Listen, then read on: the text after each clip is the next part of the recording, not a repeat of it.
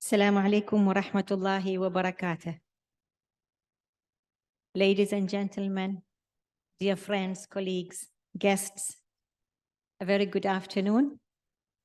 And thank you very much for joining us in this wonderful, unique first-time event of Global Investors for Sustainable Development Alliance in Middle East Arabic-speaking countries.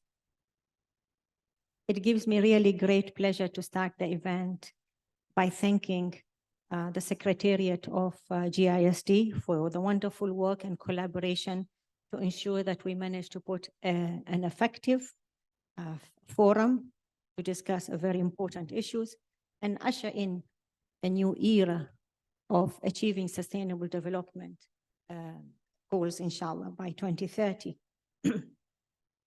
I would like to thank the hotel for their beautiful support and collaboration in ensuring that we have a seamless event. I extend my appreciation to our corporate members who never fail to support us and stand with us and take the journey with us, even though we roll out new things. So that shows the real commitment that lies within the corporate world, understanding the important issues and understanding the role that they have to play in that journey. I always believe in effective partnerships. That's why our message since the day we started in 1991 was together for a better environment. And identifying the private sector as our main partner to achieve that goal and to ensure that we are on the right path. So I would like to thank our long-term partner, McDonald's UAE, who have been with us from the 1990s. Thank you very much for your support. They've come on board as co-sponsor. I would like to thank Kyo International. Thank you very much, gentlemen, for your support. It was a phone call and discussion and getting them on board. Thank you, I appreciate that. And TriStar Group, again, is a wonderful organization that I have seen the journey growing, and I'm very proud that it is a homegrown entity that has reached globalization from Dubai. Ladies and gentlemen, today's forum is consisting of 2 sessions, and the title is Bridging Climate Finance Gap. This is an event that I and the people that worked with us to ensure that we pull it together and deliver are very proud to be able to roll it out for you. Who is GISD? Global Investors for Sustainable Development Alliance, as it is known, GISD, of which I'm a very proud member, was officially launched by the UN Secretary General Antonio Guterres in 2019.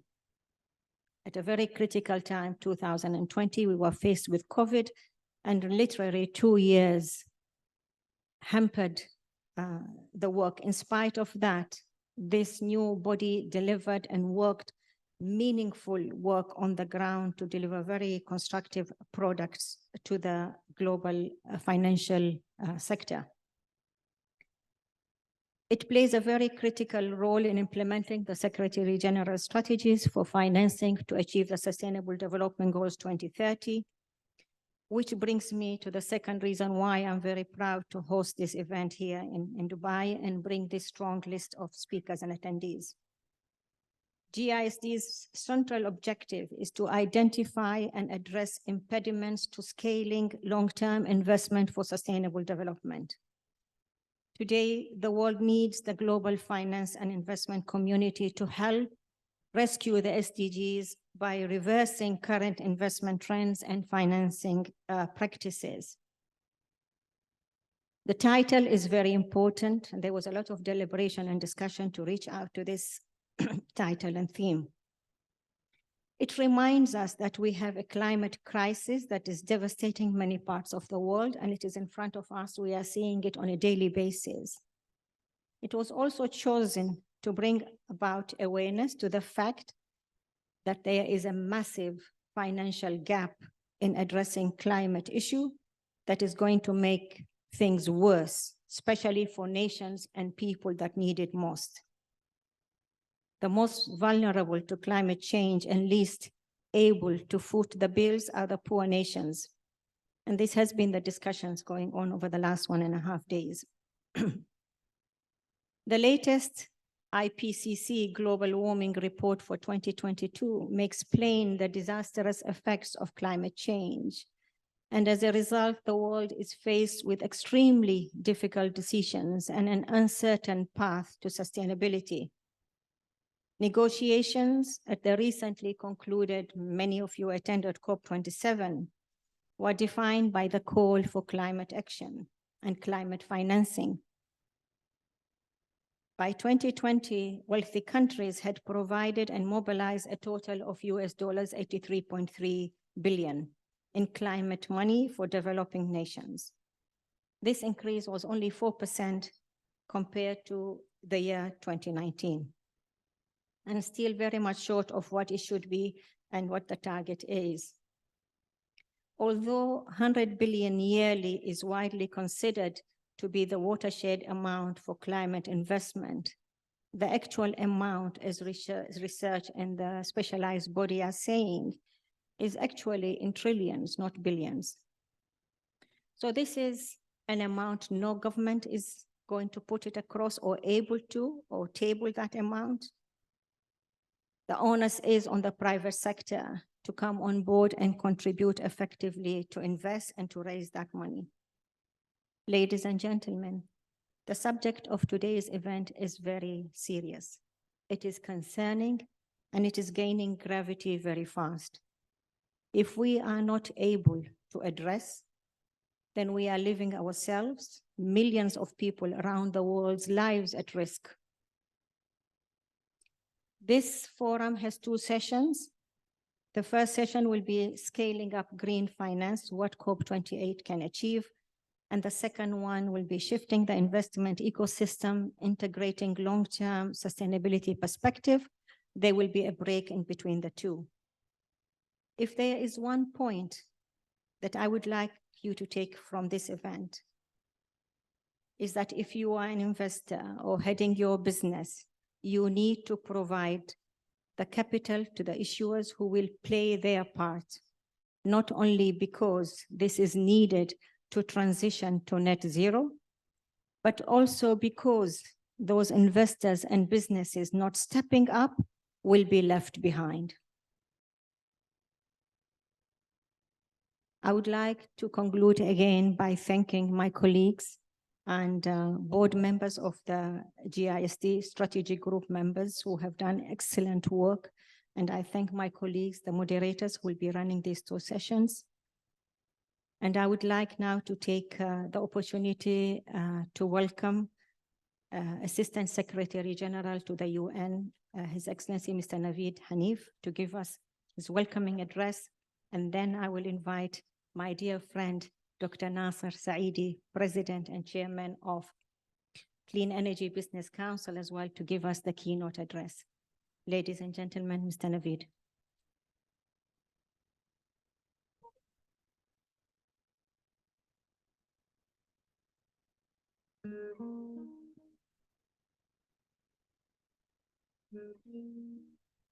Thank you, Habiba. Good afternoon and assalamu alaikum to all of you. First of all, I want to thank the Emirates Environmental Group, especially Habiba, for bringing us together here in Dubai. And I also want to mention this is the first time the Global Investors for Sustainable Development Alliance members, the strategy group, are interacting with local leaders. So this is also thanks to Habiba, the initiative, and bringing us together with so many decision makers and entrepreneurs and thinkers. And we're looking forward to this interaction. Just want to really share with you an experience I had just 30 minutes ago, the challenge we are confronted with in localizing the Sustainable Development Goals. I was sitting next to a very endearing individual. and asked that, why aren't you working on the Sustainable Development Goals instead of ESG? And he said, what a noble cause. And that's where we are failing. Sustainable Development Goals are not a noble cause for charity. and a side show and a side business. Let's forget about the numbers. There are 17 goals, they have icons. These are issues which you deal with on a daily basis. Poverty, hunger, education, gender equality, water and sanitation. Talk to anyone who is not getting 2 meals a day, what hunger means to them. Then go to the next goals from 7 to 14. They're about the way we live on this planet, consuming energy, building infrastructure, running industries, and also promoting inequality inadvertently. But societies are becoming unequal. And 13th number is climate change, which we'll be focusing on today. So I just want you to look beyond these numbers and icons and look into your societies, your companies, your countries that you are dealing with these issues on a daily basis. And then we have 2 last goals. One is about institutions, the way you design and run them, and then financing. That's what we are discussing today. So when you think of sustainable development goals, please don't think of them as a noble cause, a sideshow. We are not asking for you to be a philanthropist and invest in the SDGs. That's not the objective. That brings me to my second point. The SDGs were not conceived and adopted in closed rooms behind windowless walls. This was a call coming from all over the world from 2007 onwards. It's the report on climate change, groundbreaking, which led to Nobel Prize for the panel, the Great Recession, the Arab Spring, and growing sufferings of people coming to the UN. Please look at these challenges and give us a plan. Sustainable development goals are a business plan to save our future and to save our planet. So my third point is this an optional plan? No. Climate change, the ravages of climate change are not going to spare anyone. And you see it on a daily basis, whether it is California, Australia, Pakistan, Mozambique, nobody will be spared. There is no option. Let's not go on this highway to hell. Climate change has to be addressed. Inequality has to be solved. We don't want to live in a world which is disrupted every day because of people's resentment and their grievances. But we should not also be just focused on the downside. There's also hope. We need to inject sense of urgency. It is commitment. People want to act. They want to modify their business models and adapt for the change which is running towards us. And that brings me to my third point.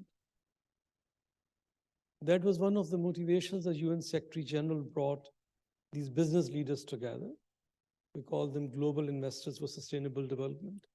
It's an alliance. United Nations has many initiatives, but it's an umbrella initiative. Very big companies, they are, I think, together with 18 or 20 trillion dollars that they manage. And they are committed to changing the way we finance this world. Business operations, governments, and the way we design instruments for lending, for borrowing, for measuring progress. Very motivated leaders of these companies have done 3 things so far. 3 objectives they embraced.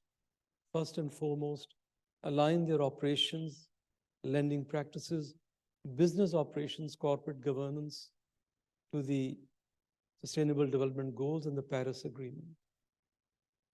Second, moving money behind these goals. It doesn't mean just investing in poorer countries. Their own investment decisions are being modified. And lastly, measuring and reporting them in a credible fashion.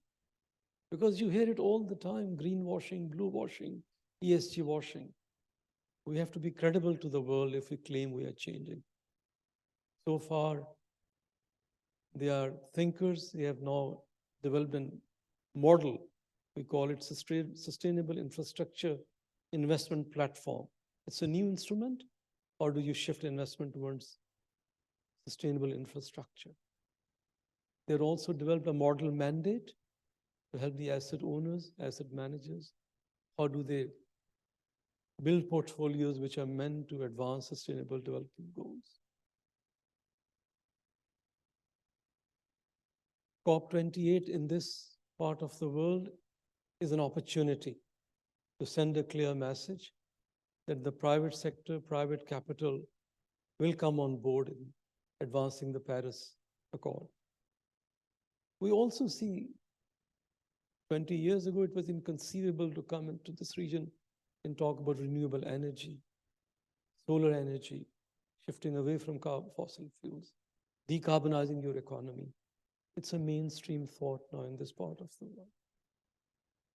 So we are here to share with you the knowledge that we have generated so far, but also to learn from you the challenges you are confronted with, and how can we work together to make sure that this highway to hell, we change our path, we don't go down that road. And we also make sure of bringing everyone into this fold. This unequal world should become a world of peace and prosperity for everyone. These might sound high-sounding words from the United Nations, but it's a reality which we need to bring to the forefront, that we need to accomplish in the end. Once again, Habiba, thank you. And I'm delighted to be here with all my colleagues from GISD. And we're looking forward to a very engaging conversation this evening on two topics. Green finance is one of them, but green does not mean just green. It means socially responsible as well. You can have energy transition in 10 years, and yet you make societies unequal. So please look at the integrated nature of these goals. And I'm really delighted to invite now Dr. Nasser Saidi to come and speak. Thank you again for your presence.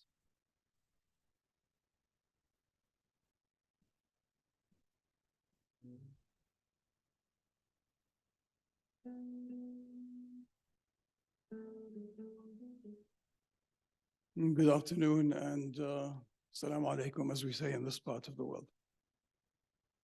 I first want to really thank Habiba. She's, what can I say? You are the champion of the environment in, in the Emirates, if not across the whole region.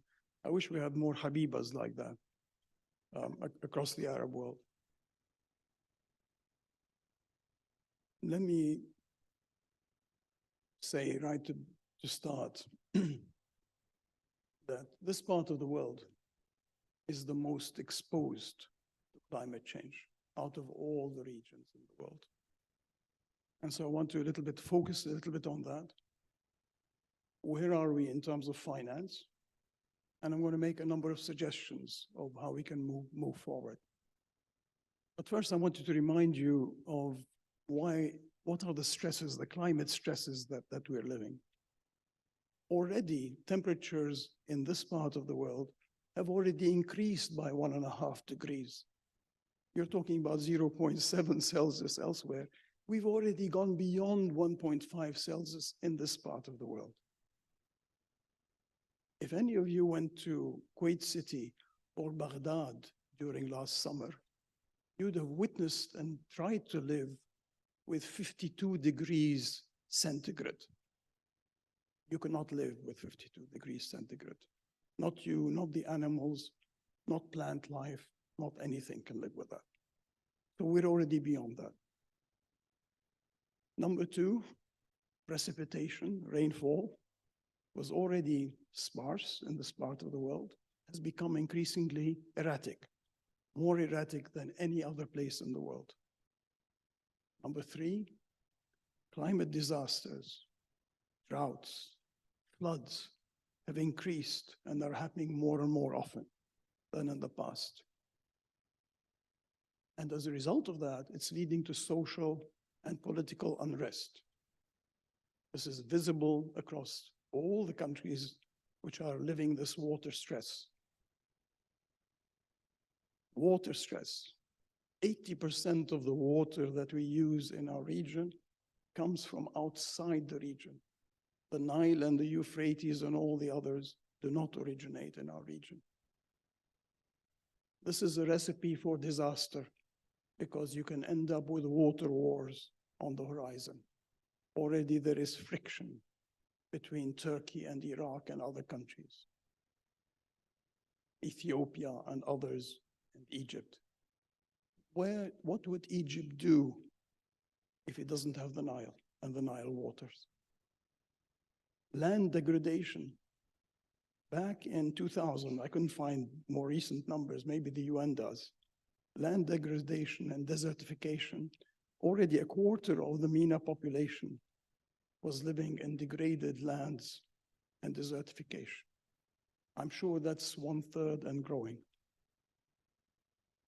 If you just look again at water stress, the World Bank estimates that over the next 30 years, 40% of GDP, 14% of GDP will be the loss because of water stress in our region. Then you've got rising sea levels. And not to forget climate migration. In 2021, it's estimated that some 21 million people migrated because of climate stress. In this part of the world, we already have 60% of the world's displaced.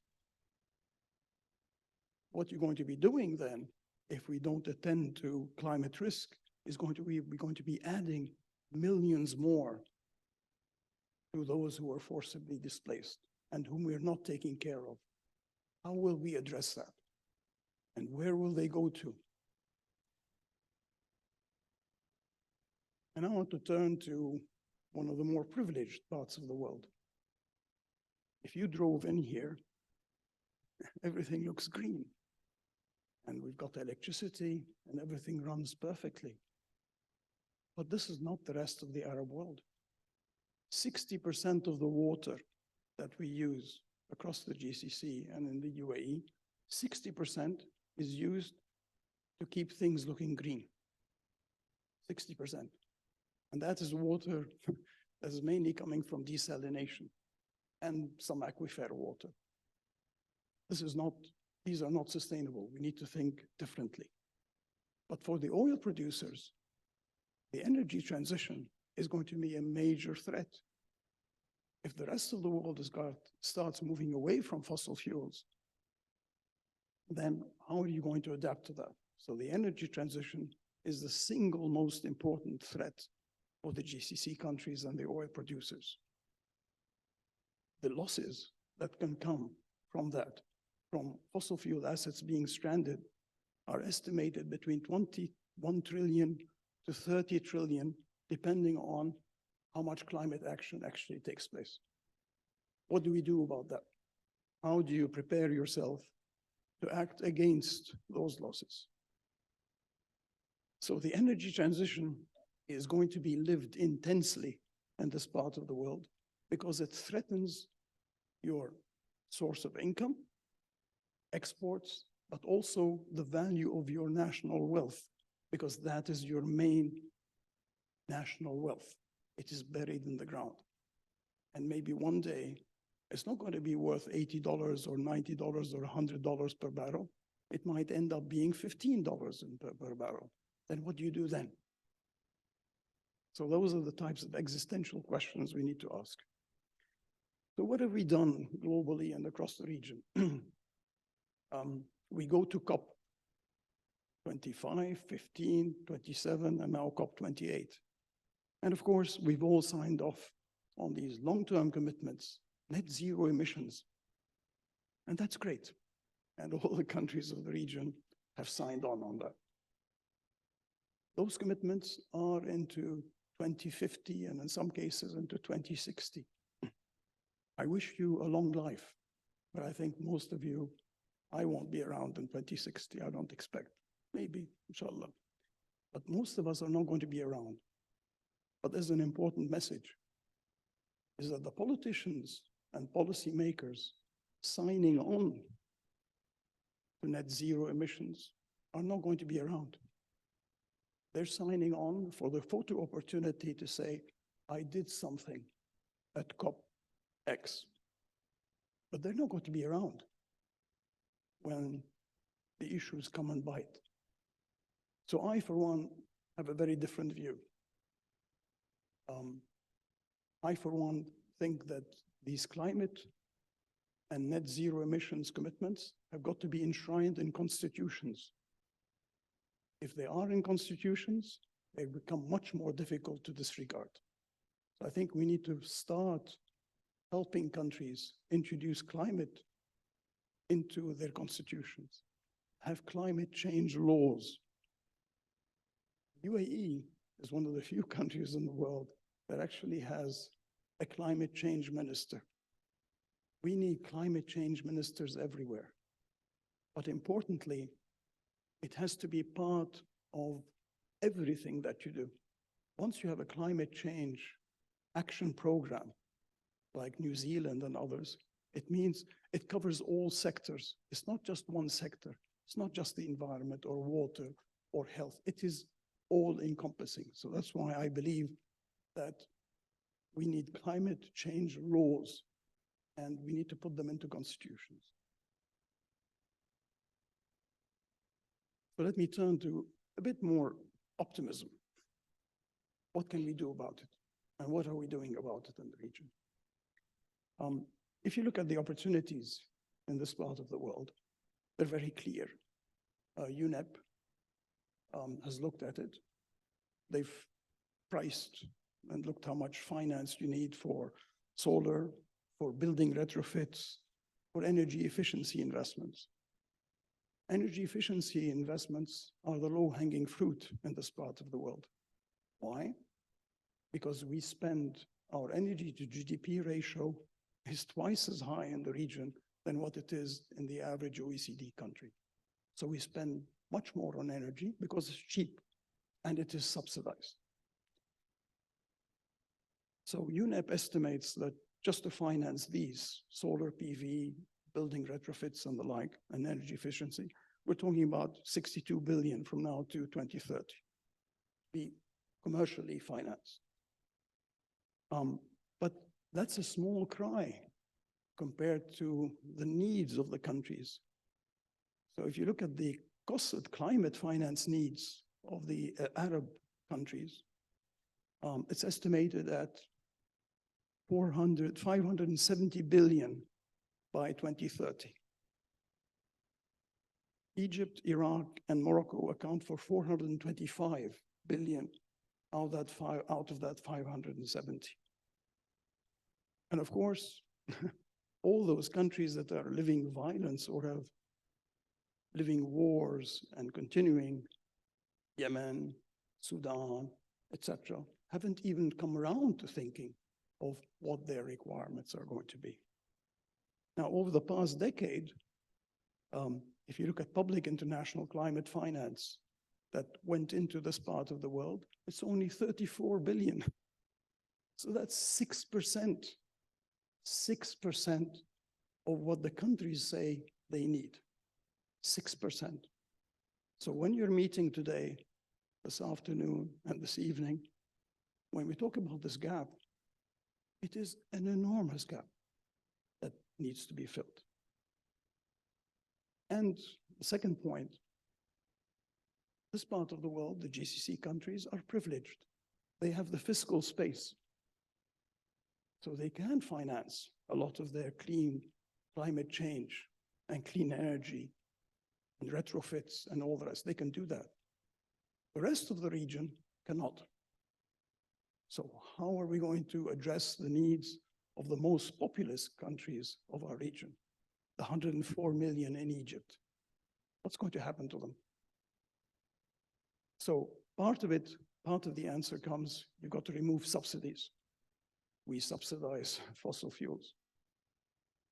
You have to start thinking about imposing carbon taxes. Start with around $20 go up to maybe 70, as the IMF is recommending.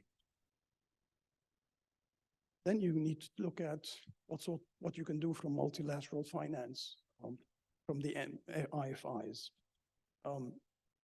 Over the past decade, we just got, for the MENA region, about 70 billion from multilateral institutions. Again, that's a drop in the ocean. So when the news came out yesterday, you'll excuse a little political aside, yes. So when the news came out yesterday that David Malpass is going to be changed, that is very welcome news. So maybe the World Bank is now sort of going to start thinking more seriously about its role in climate finance on a multilateral basis. So there's a major effort that has to be done, not only on private finance, which you're focusing on, but also multilaterally. So let me suggest a couple of things that we can do in this part of the world, because I think we have a responsibility. And the world, as much as we like thinking that it's going to be international and people will work for the global common good, it doesn't happen that way. People think locally and regionally. They want to think, what can we do locally and regionally? So I think one of the first things, and perhaps GISD can help do that, is I suggest that we should put together a global green bank based in the GCC, a global green bank, which would provide multilateral lending. Sovereign wealth funds. Again, we're privileged to have some of the biggest sovereign wealth funds in the world. They're sitting on some $4 trillion worth of assets. Because of high oil prices, it's estimated that that'll increase by, over the next 3-4 years, including 2022, by some 1.4 trillion. So liquid assets are there. We need to engage with the sovereign wealth funds. We need to engage with them and talk to them. Less than 1% of their assets at the moment is climate related. So that has to change. 3, we need to do something about climate tech.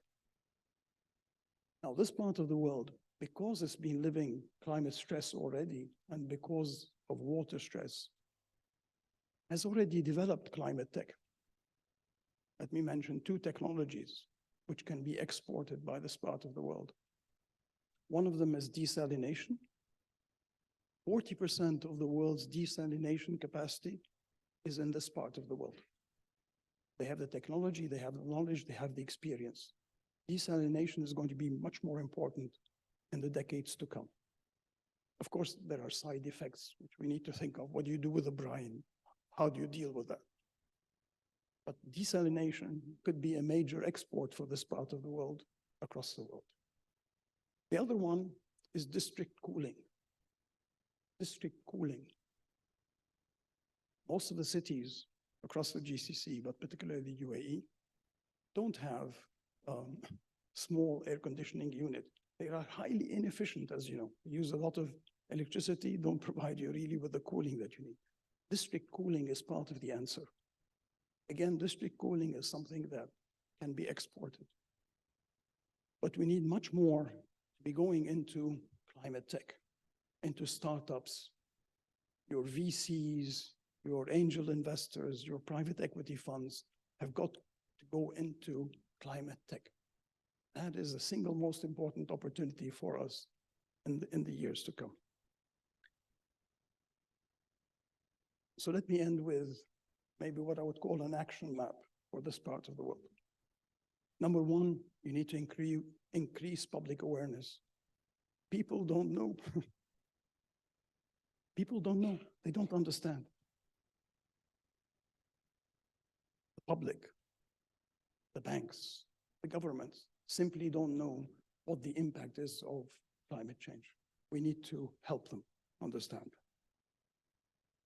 You need to, number 2, increase the capacity to estimate and assess climate risk and climate change. We don't have that capacity. You go to talk to governments, they don't have the technical experts to judge what's going to be the impact of climate change. That is the role of the multilateral institutions. That is the role of the UN, of the World Bank, of the IMF, and others. Number three, you need to develop climate strategies and integrate them into your macroeconomic modeling, economic models.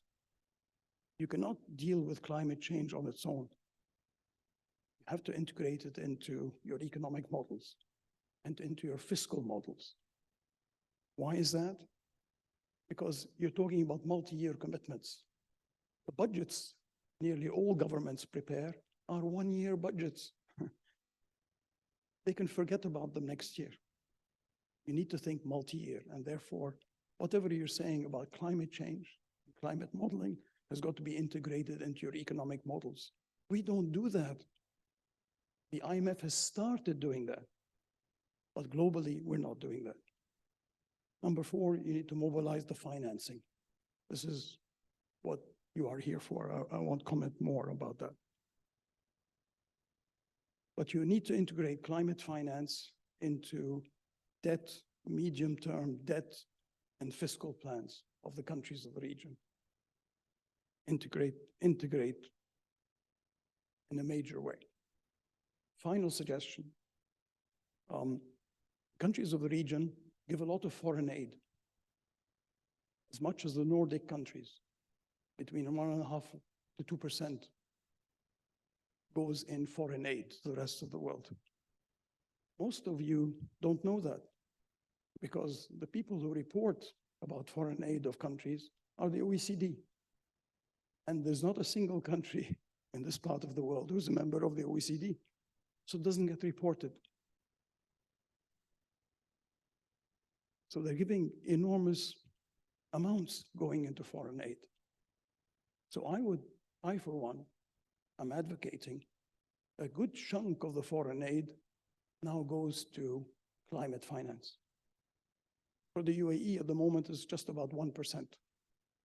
But think of if you reoriented a lot of the foreign aid towards climate finance to make climate resilient infrastructure, and think therefore long term. Think of moving 10 to 15% of the foreign aid. But then you need to help in the assessment. How do they go about it? This, I think, is an important role that GISD can do. So the issue of climate information architecture on a global basis is an important one. It's a policy priority.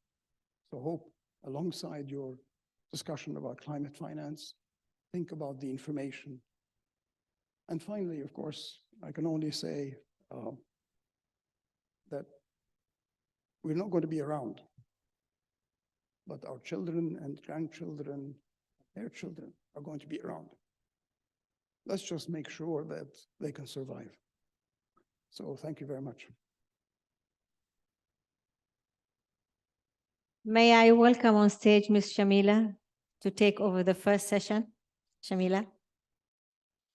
Shameela is a member of the strategic group. She is the head of sustainability in Stock Exchange, South Africa. Shameela, the floor is yours.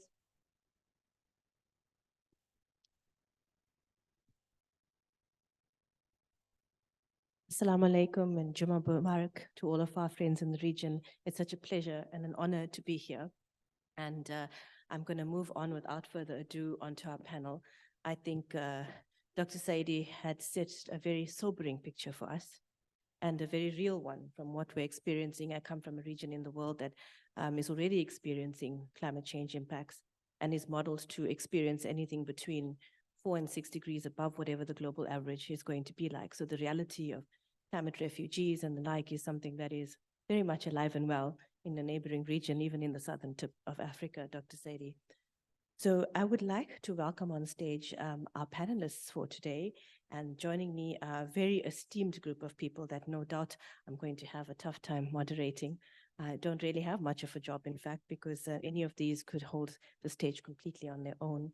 Please allow me to welcome on stage Mr. Marc-Andre Blanchard, who's the Executive Vice President and Head of CDPQ Global. Thank you, Marc-Andre. Mr. Jay Collins, who is Vice Chairman Banking for Capital Markets Advisory at Citibank. Ms. Kristina Kloberdanz, who is the Chief Sustainability Officer of Macquarie Asset Management. Thank you, Kristina. Mr. Benoit Felix. Mr. Benoit Felix, thank you, Head of Structured Finance at Santander. And joining me from sunny South Africa is Boitumelo Sethlatswe, who's the Head of Societal Impact at Standard Bank Group. So our job today is to talk a little bit about looking at scaling up green finance and what COP28 can achieve. And the facts have been laid out for you so clearly between Navid and between Dr. Saidi and Habiba as well. And I'd just like to add to that something that, two points actually. We're talking about the climate crisis, and of course, in terms of sustainable development, there are a number of other elements that we do need to consider. However, the systemic nature of all these issues is what makes it even more challenging to deal with, but even more pressing to deal with. The WWF put out a report towards the end of last year when they looked and they track species decline globally and talked about a 70% species decline since 1970. And of course, regionally, those species declines could be even much higher than 70%. This is the average global species decline. And why should we care about that? Because simply, our lives depend on that ecological foundation. And the climate crisis exacerbates the biodiversity crisis, and the biodiversity crisis exacerbates the climate crisis, which is then precipitating an even worse impacts on the social crisis that we're seeing develop in many ways around the world. And what it does is simply just make those fault lines even more obvious when we think about what that does. So the social inequality that we're seeing growing around the world, which is of course exacerbated on the back of COVID, is become even more exacerbated. And those that are the least able to adapt and the most vulnerable are going to be the most impacted. And so inequality in itself just becomes a downward spiral. And that, of course, affects all of us. We've just come out of the climate crisis, not come out yet, but we've just experienced a global pandemic in the form of COVID-19, and has largely been considered what we call a zoonotic disease, which is essentially, in very layman's terms, the encroachment of human activity into the animal kingdom and the jumping of some of these kinds of diseases from animal species onto humankind. And as that encroachment continues, we can very well expect that we can see more of this develop into the future. Now, the economic impacts of that, I don't even need to start touching on. I think every single one of us can count in some way or form what the impact has been of COVID-19. And yet this in many ways can be related directly back to the choices we've made in business, to the entrenched short-termism in the way we pursue profits and the like. But I have an esteemed panel that I'm going to turn to now. And finance is going to play a massive role in being able to mobilize the changes that we need, the systemic changes, the thinking that has to happen. And this panelist, the set of panelists, I think is going to help us with that. So, am I on? Microphone, thank you. That was quite an echo. So I'm going to turn to our panelists today. And our first question is around, from your perspective, what are the obstacles to mobilizing private finance and investment towards sustainable development goals and climate objectives, given that in some ways it feels like we are pushing against a tide, right? That's against us. But we know we need to do this. Marc-Andre, I'm going to start with you, and I'm asking my panelists to give us just sort of a 3-minute intervention each on your perspectives from different parts of the finance system and what you're seeing. Marc-Andre. Well, thank you very much, Shameela. What an honor to be here in Dubai and in the UAE. And I just want to say, Dr. Nasser, your really sober assessment of the situation is probably, I think it's the best ever speech I've heard on this issue in terms of thinking comprehensively about it and looking at all sides of the coins, because I find often that you hear one side, you don't hear the other side. You've heard about that. We have to admit that the transition that we're all going to face, whether you're in the UAE or whether you're in my country in Canada, there are some, it's about people's life as well. And on the other hand, the challenges we face on climate change are also a question of survival. And so we need to be really inclusive in the way we look at this and we think about that. So thank you for bringing this to. CDPQ, you must ask yourself, what is this? This is a Canadian pension fund, institutional investors. We're a proud partner with many of your stakeholders here in UAE, with Abala and Adia and others. We're a very proud partner of DP World. We own a significant, one of our most important investments outside of Canada is here. Last year, recently, we became, we have a 22.5% equity stake in the Jebel Ali port, and we are very proud of that. It's a very signature investment for us. So I'm very happy to be here. What are the obstacles for us? Before I talk, so CDPQ is one of our main depositors. We have 46 depositors in our fund.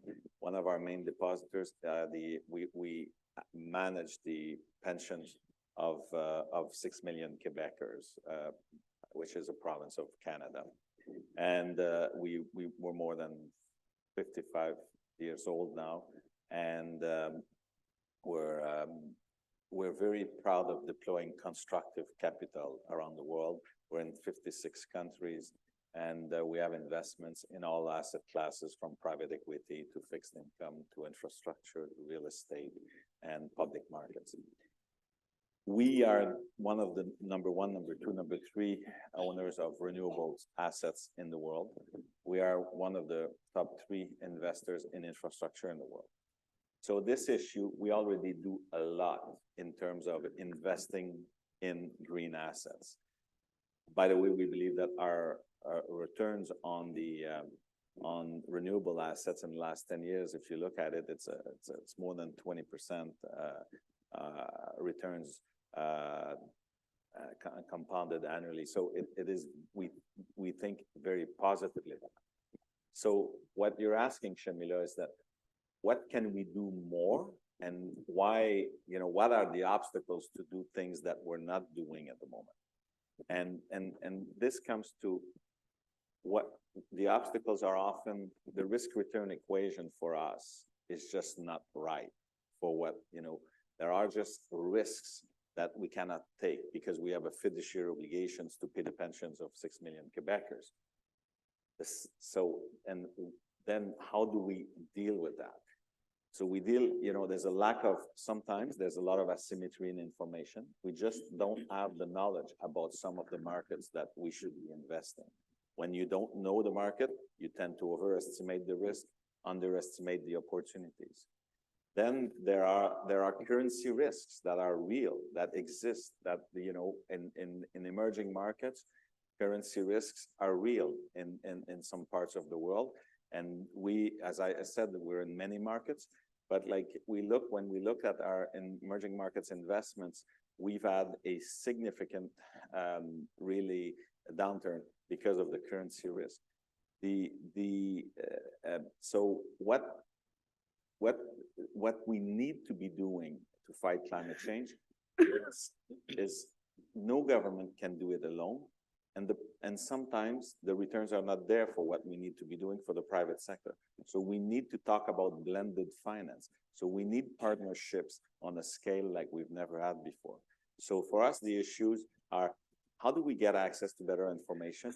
How do we find, blended finance instruments that will allow us to actually take more risk than we can take at the moment? How will we find instruments that are first loss?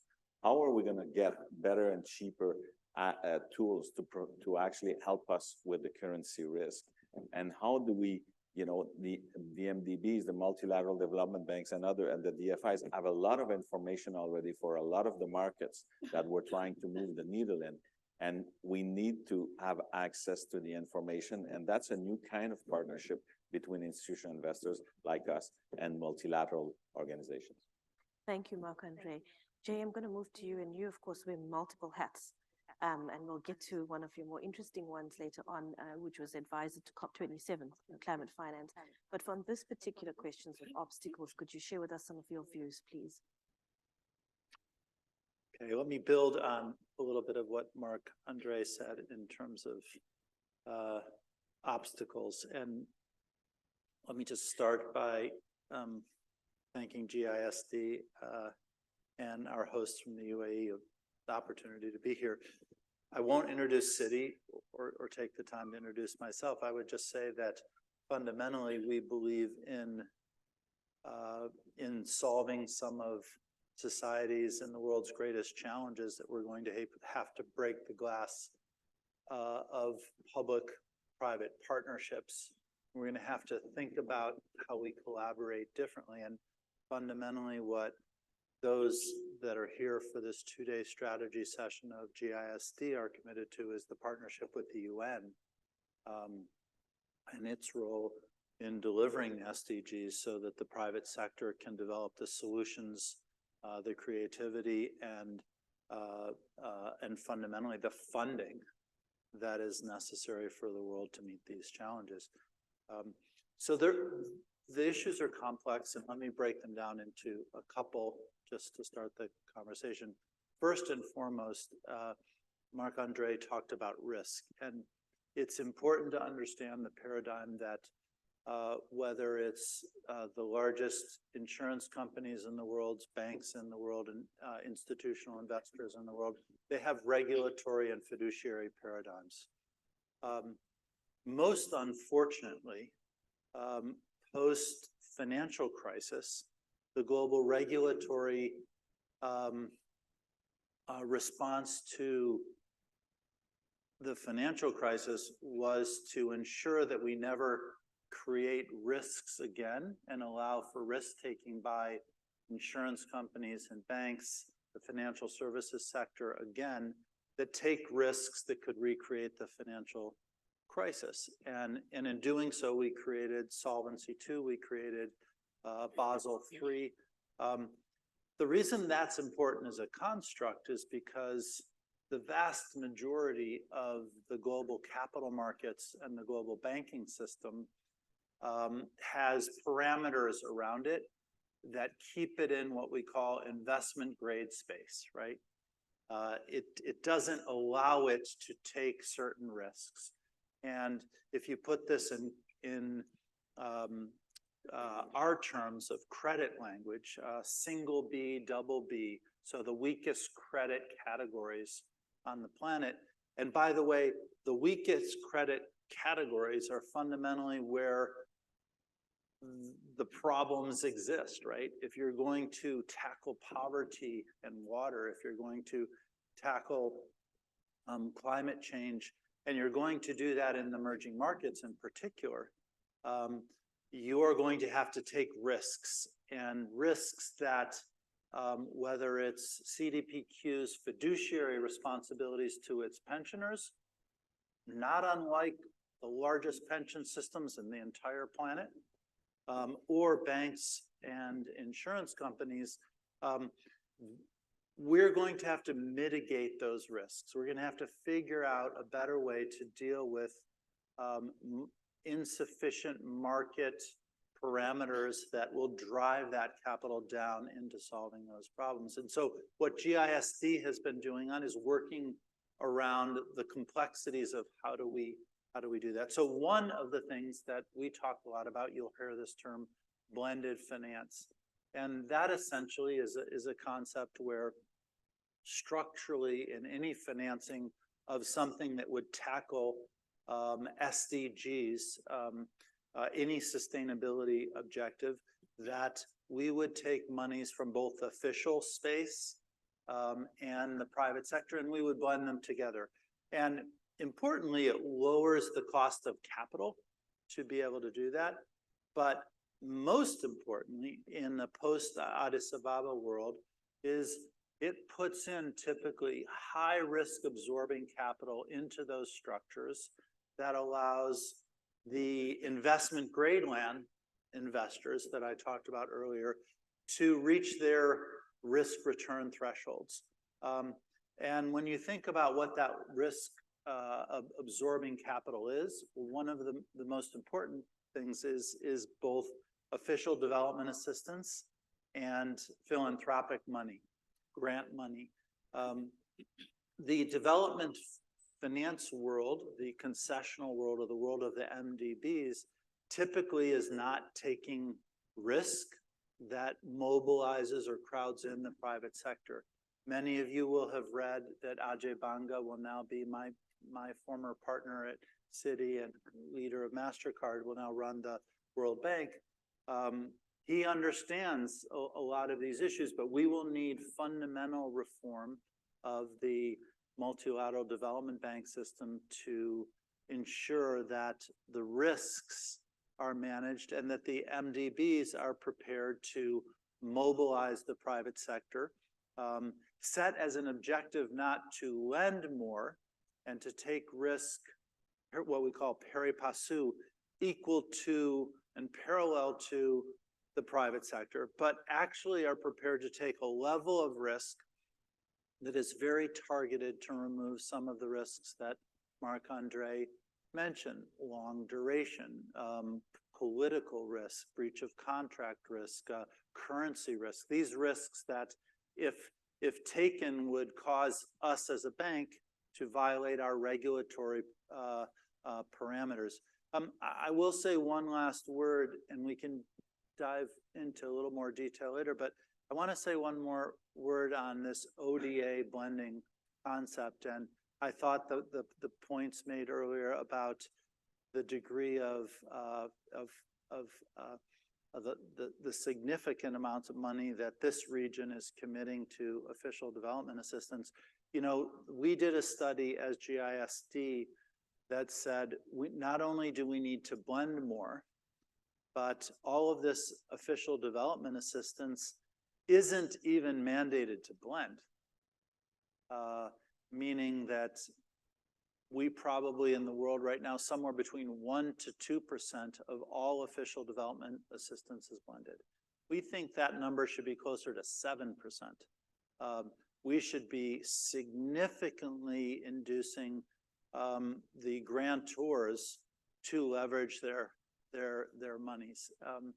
And I think that's a tremendous opportunity for this region. So for those of you that aren't familiar with it conceptually, just imagine that as a grant agency, I can put $1 into a project that essentially hands out food, right? It responds to a crisis immediately, and I can get $0 back for doing that.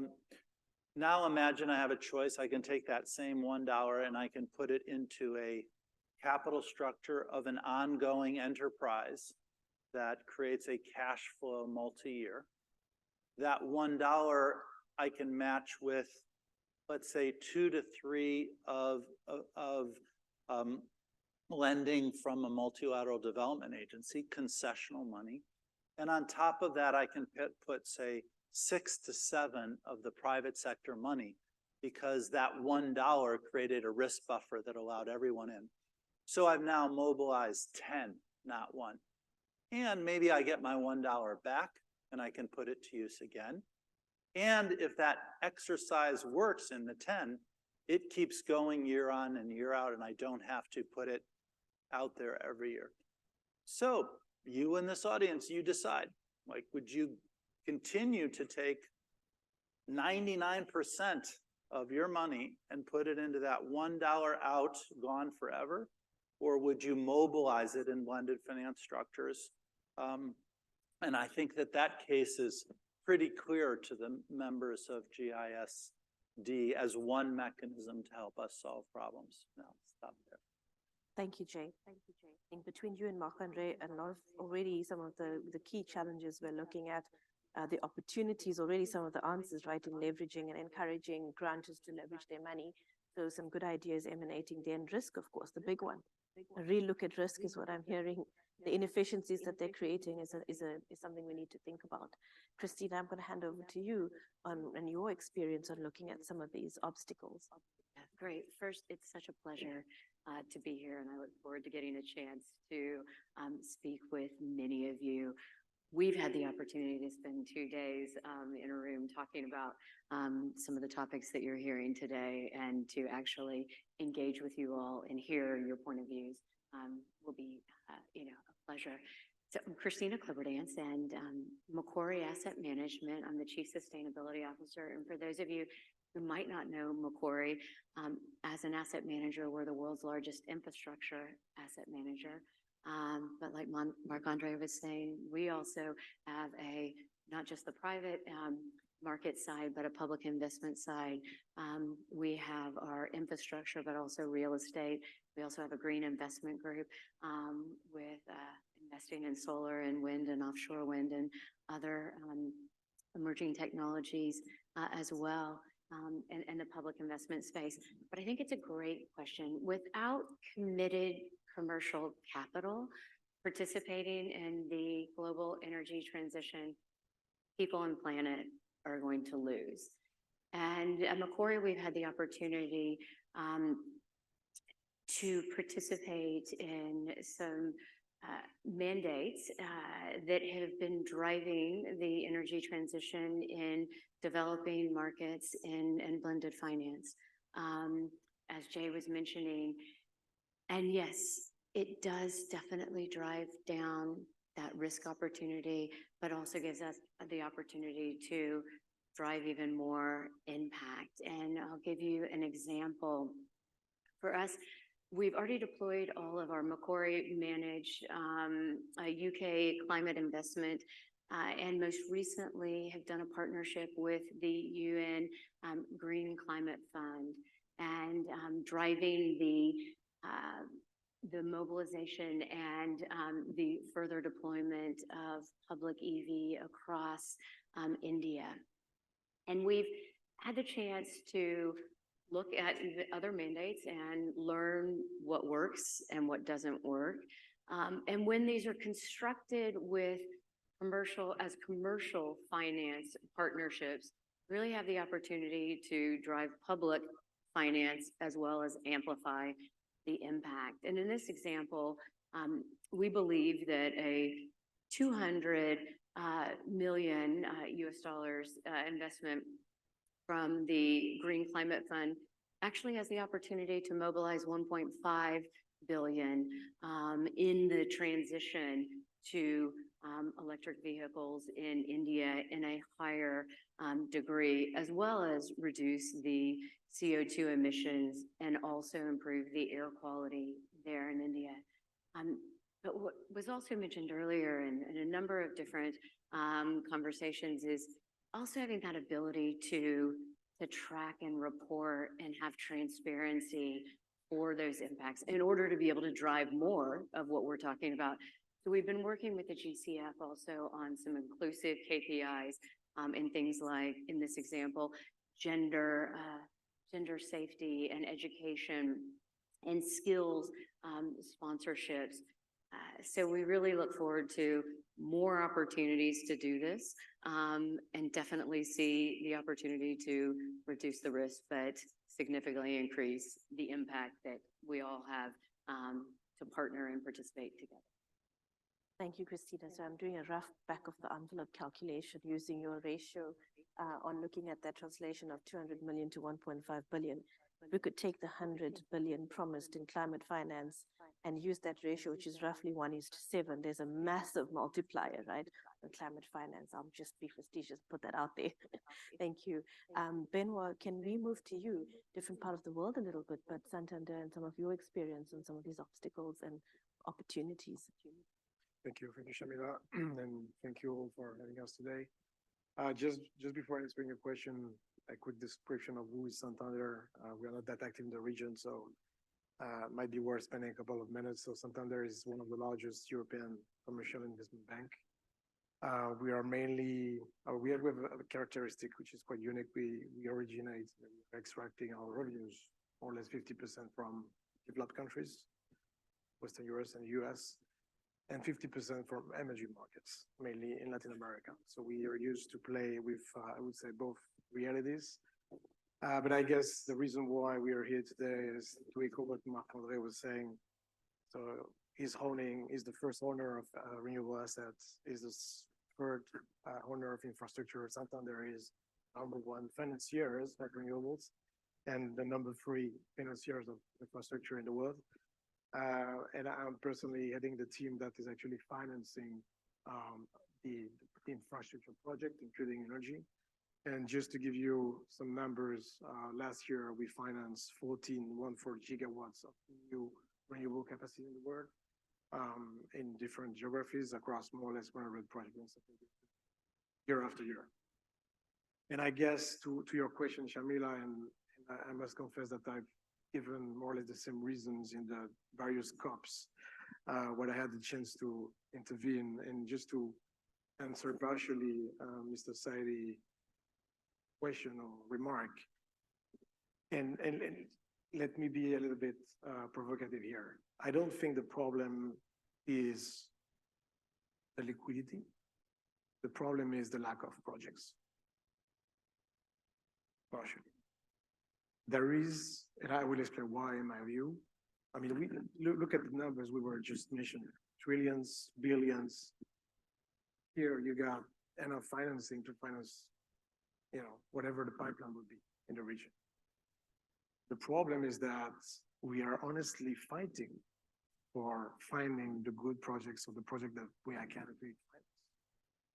There are not that much projects that have been, available for financing today. And I would just mention 4 obstacles I think would be, interesting to tackle. The first thing we have to be conscious of is the time to market. Takes time to develop infrastructure and in particular renewable projects. So all the commitments that our governments are making in COP27, 28, blah, blah, blah, it will take 3, 4, 5 years for those projects to materialize. Don't forget about that. And I give you some examples. A plain vanilla photovoltaic projects in one of the most, I would say photovoltaic friendly country in the world, Spain, takes 2 years. 2 years. A big offshore wind in the UK takes 5 years. Imagine in those countries which are totally new in this kind of things. So whatever commitments, COP members have taken a couple of years ago, they are not yet on the market to be financed. So there might be a kind of automatic scale up in green financing in a couple of years when you will have all this wave of projects coming in. And don't forget that in addition to that, we are now facing huge problem in terms of supply chain, etc. A lot of queues in the world to get panels, to get wind turbines. It will have a lot of effect on that. The second issue is scale. We might be, the leaders in financing on owning assets, but it costs us a lot to hold the pen for, small projects. We need size. Big money needs size. And if you look at the average size of renewable project in the world, it's too small. We're talking about 25 to 30 megawatts average size, more or less 20 to 25 million financing. It's too small. The big money, they need hundreds, billions. So one of the message in general is try to aggregate, do portfolio financing instead of, deal by deal. That's definitely a game changer. I mean, and all the big infra funds are moving in that direction. Portfolios companies, portfolio. The third one, and I won't spend a lot of time because we already discussed, is the risk return profile. Green finance is not a license to do anything. We still have our fiduciary duties. We still have our shareholders asking for returns. And I see too much project that, with the excuse of having a green label are just not bankable. So think about this. And I think Navid told it. I mean, it's not philanthropy. Green finance is not philanthropy. We need to serve our shareholders. And I guess the last one is the role of the policymakers. And I think that we have really a very good example with the US and the IRA. There is a pre and a post IRA in the energy transition as well. And I must confess that, a big part of the countries after COP27, nothing changed, but in the US. And you suddenly see the quantity of liquidity that is now moving to the US full speed, just because you have the right incentives. And this is something, this region must have in mind. You were telling Mr. Saidi, you need to have policy, the tax regime, whatever you want to call it. You need to create this ecosystem to make sure that you're channeling those trillions that are waiting out there. And I think that, Biden administration did a fantastic job in that sense. And look at what happened. Suddenly Europe, you have to react.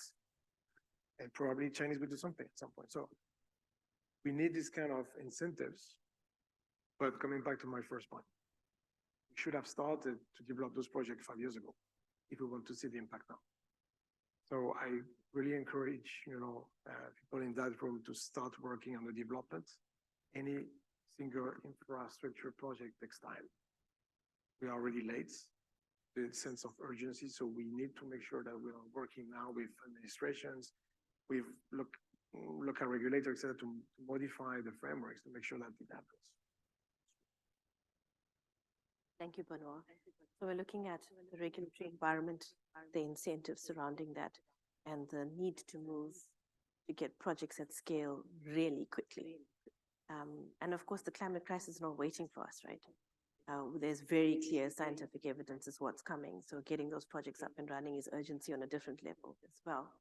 Boitumelo, let me turn to you a little bit about your perspectives on some of these the obstacles and investments.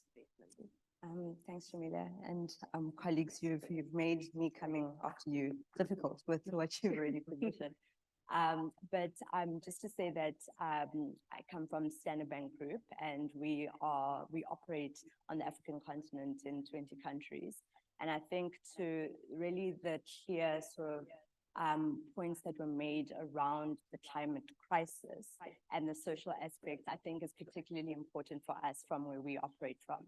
Shameela was saying some of the points around those who are marginalized already will experience such disproportionate impacts of this. And I think from where we operate on, this is a critical thing. And I think what is really, I suppose, an obstacle, and particularly the work that we're doing around emphasizing the need for a just energy transition, is I think there is complexities that are not understood about enabling and financing the just transition. I think that what we are seeing is definitely from an emerging markets point of view and an African perspective, is that we face the obstacles of getting financing because we are already so heavily reliant on these high emitting sectors. So that is an obstacle in itself. It speaks to the risk issue that we spoke about, but notwithstanding the very big opportunities that exist within trying to solve these challenges. And I think that what we really are saying is that we need to unpack this complexity a lot more. And there is a big role for, I think, the regulators and the policymakers, particularly in this context, to help with the de-risking, and particularly to really lay and create an enabling environment. And I think this is something that we're seeing. I think we're particularly concerned around seeing some of the political, socio-political risks that we see in the markets that we operate in, and that stands as a huge challenge. I think part of this idea of creating this enabling environment, I think Kristina spoke to in terms of really trying to be able to evidence the impact. I think one of the things that's really missing probably from this is that some of the obstacles are around being able to show that impact, having the right standards in place. And I think this is something that we see as big challenges. And I think from our perspective as a bank, we have conversations also with our own clients about how they see their transition pathways, because they're at the core face of this. And I think it's going back to understanding the complexities of transition. So if we are saying that we need to be doing this over a longer period of time, and also having a more of a long-termism perspective, I think that, you know, we understand that particularly in our context, that the reward, the risk to reward sort of equation isn't always there. But I think that we need to really be quite conscious of the complexities and have this long-term view, because I think in the absence of that, we're going to be sitting having this circular conversation about, and, you know, Benoit points out, the money is there, but we need to really think about it, I think, much more broadly and understand the complexity. Thank you, Boitumelo. So there's a lot there. Can I just, one thing, just listening to what we talked about, and the question was, you know, what are the challenges here? And I think we talked initially, you know, you have to make the case, okay, and we have the commitments, and then you have to have the capital, you have to have the policies, it has to be a just transition. And I think one of the things that we also have to be very cognizant of in going forward, that, and if you have the projects, we also ultimately need the human capital. We need the skilled, you know, workforce in order to do that. And I think if we get all these things into the mix and we don't have that piece, we're going to again be behind the ball on the timing. Yeah, absolutely. And I think there's a whole social contract, right? There's an entire buy-in process from a populace that needs to do that, because in many instances, there's a short-term, sometimes cost issue as well, because a lot of the models that we're depending on to drive these changes have often externalized cost to society and the environment and internalized profit. So the real cost has often not even been factored into the investment case, which might drive completely different investments had they been factored in. So I want to just pause on there quickly and move to the next question. I know we're running short on time. Marc-Andre and Jay, I'll turn to you quickly, please, on this question of what is the GISD Alliance doing to contribute to scaling up green finance? And maybe you can just, between you, reflect on some of the interventions we've had. Sure. Maybe I let you, Marc-Andre, talk a little bit about the platform ideas. I'll start with just a list of things that we're working on. One is, as I mentioned before, it's critical that we look again at this opportunity to reform the multilateral development banks. And we're thinking through very clearly what has to happen. Many of you may have heard that there has been a capital adequacy. Does that mean? Better. There's been a G20 study on capital adequacy framework for the multilateral development banks. And that, simply put, is to try and crowd in more capital, make the development banks more efficient with their capital in a variety of ways. We have been looking at, beyond that, though, what their role will be in mobilizing private sector funds, and can they reform themselves in a way that will help us do more in terms of funding.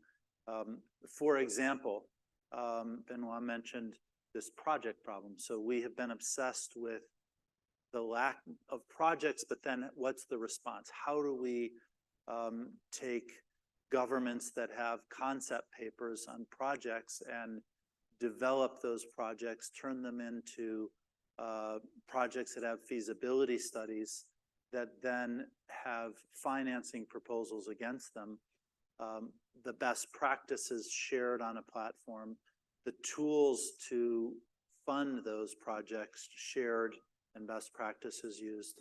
So that's just one concrete area around the entirety of what the multilateral development banks can do better to crowd us in.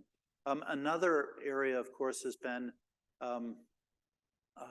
just the area of data and metrics. And this has been something across the board that we've looked at. Is we have a problem in the world of in the climate and the broad-based SDG space of poor data. It's not transparent, it's not comparable. And so we, as a group, have looked at we've had a series of work streams to address that issue. And it's everything from the ESG scoring to everything that can be done to think longer term, what we call longer termism, to push the system longer term, to share data across markets in better ways. We've also looked at market techniques that will enhance how investors take information and data and use that. One of the ways we talk about this is the model mandate, is how asset owners and asset managers work together to drive SDG metrics and parameters into their lending, all the way through to indexation, and how we can look at the potential for the investors to benchmark themselves to ESG and SDG objectives. So I'll stop there. So quickly, just to add, that was probably me that was having the problem. Quickly, just to add, we're also working on a sustainable infrastructure investment platform, which is a blended finance to finance infrastructure, blended finance platform that will answer some of what Benoit said, is actually, getting some deals together, smaller investments that will be bundled together in a model where you'll have a blended finance approach, where you'll have people who will take a first loss, and you'll have the senior tranches, and you'll have also project preparation most likely included in this.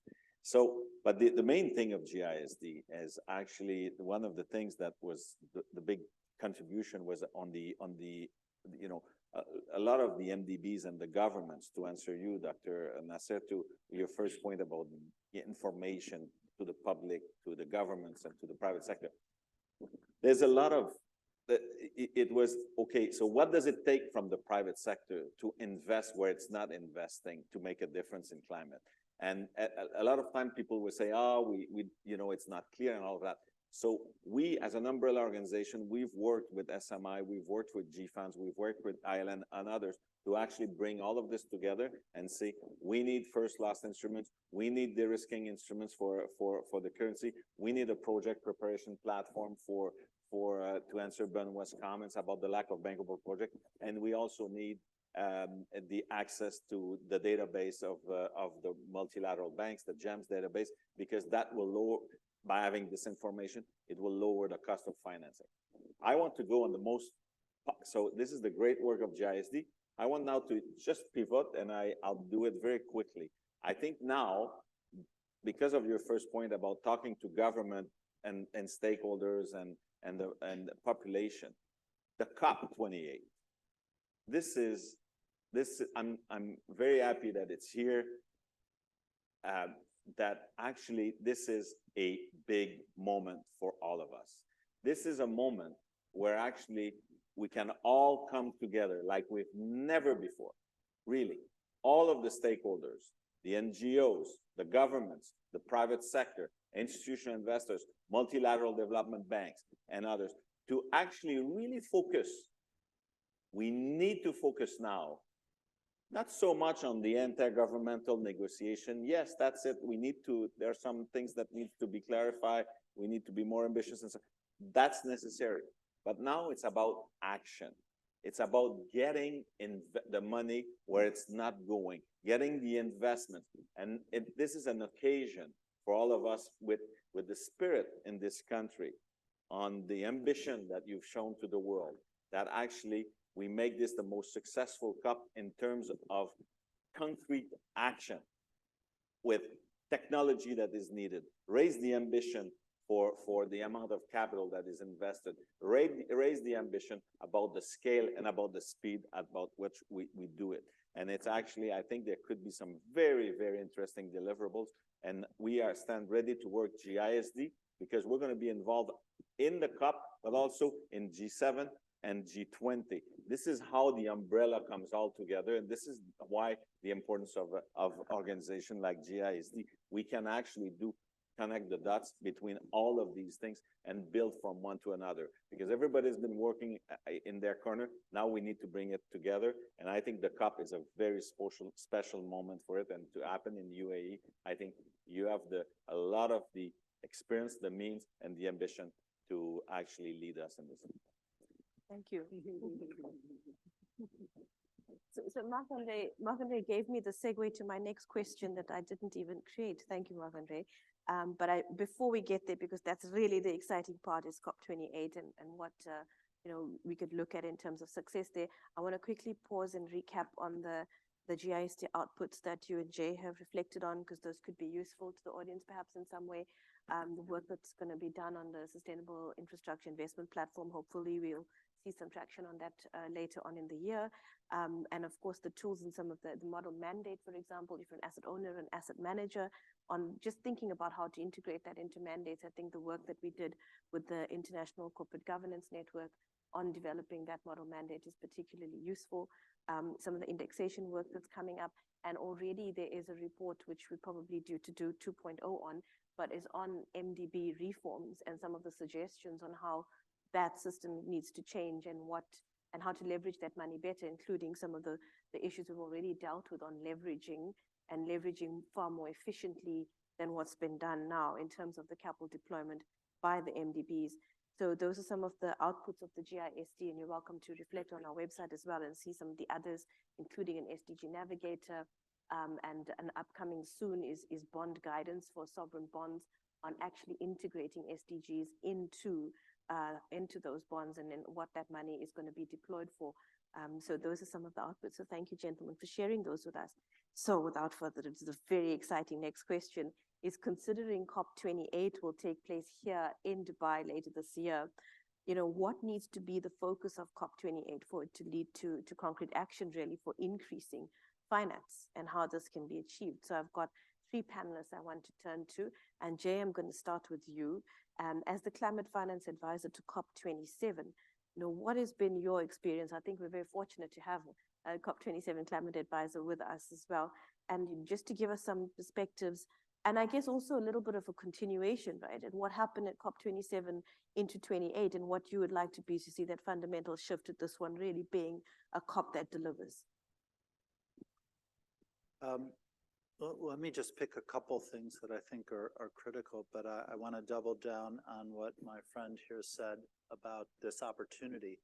And as I told the COP28 team yesterday, the opportunity for investment is as big as the Industrial Revolution and digital revolution combined. It is massive, the redeployment of global capital toward transitioning and climate mitigation and adaptation. And so starting to tell a story that doesn't neglect the COP27 crisis of the least developed economies, the crisis of Africa, the crisis of adaptation, but that really looks at scaling investment as an opportunity, is part of the opportunity here for COP28, and the continuation of what was a situation we certainly faced throughout the year of COP27 of headwinds, right? Of global inflation, of market duress, of emerging markets, countries that had no market access, energy, war, food crises.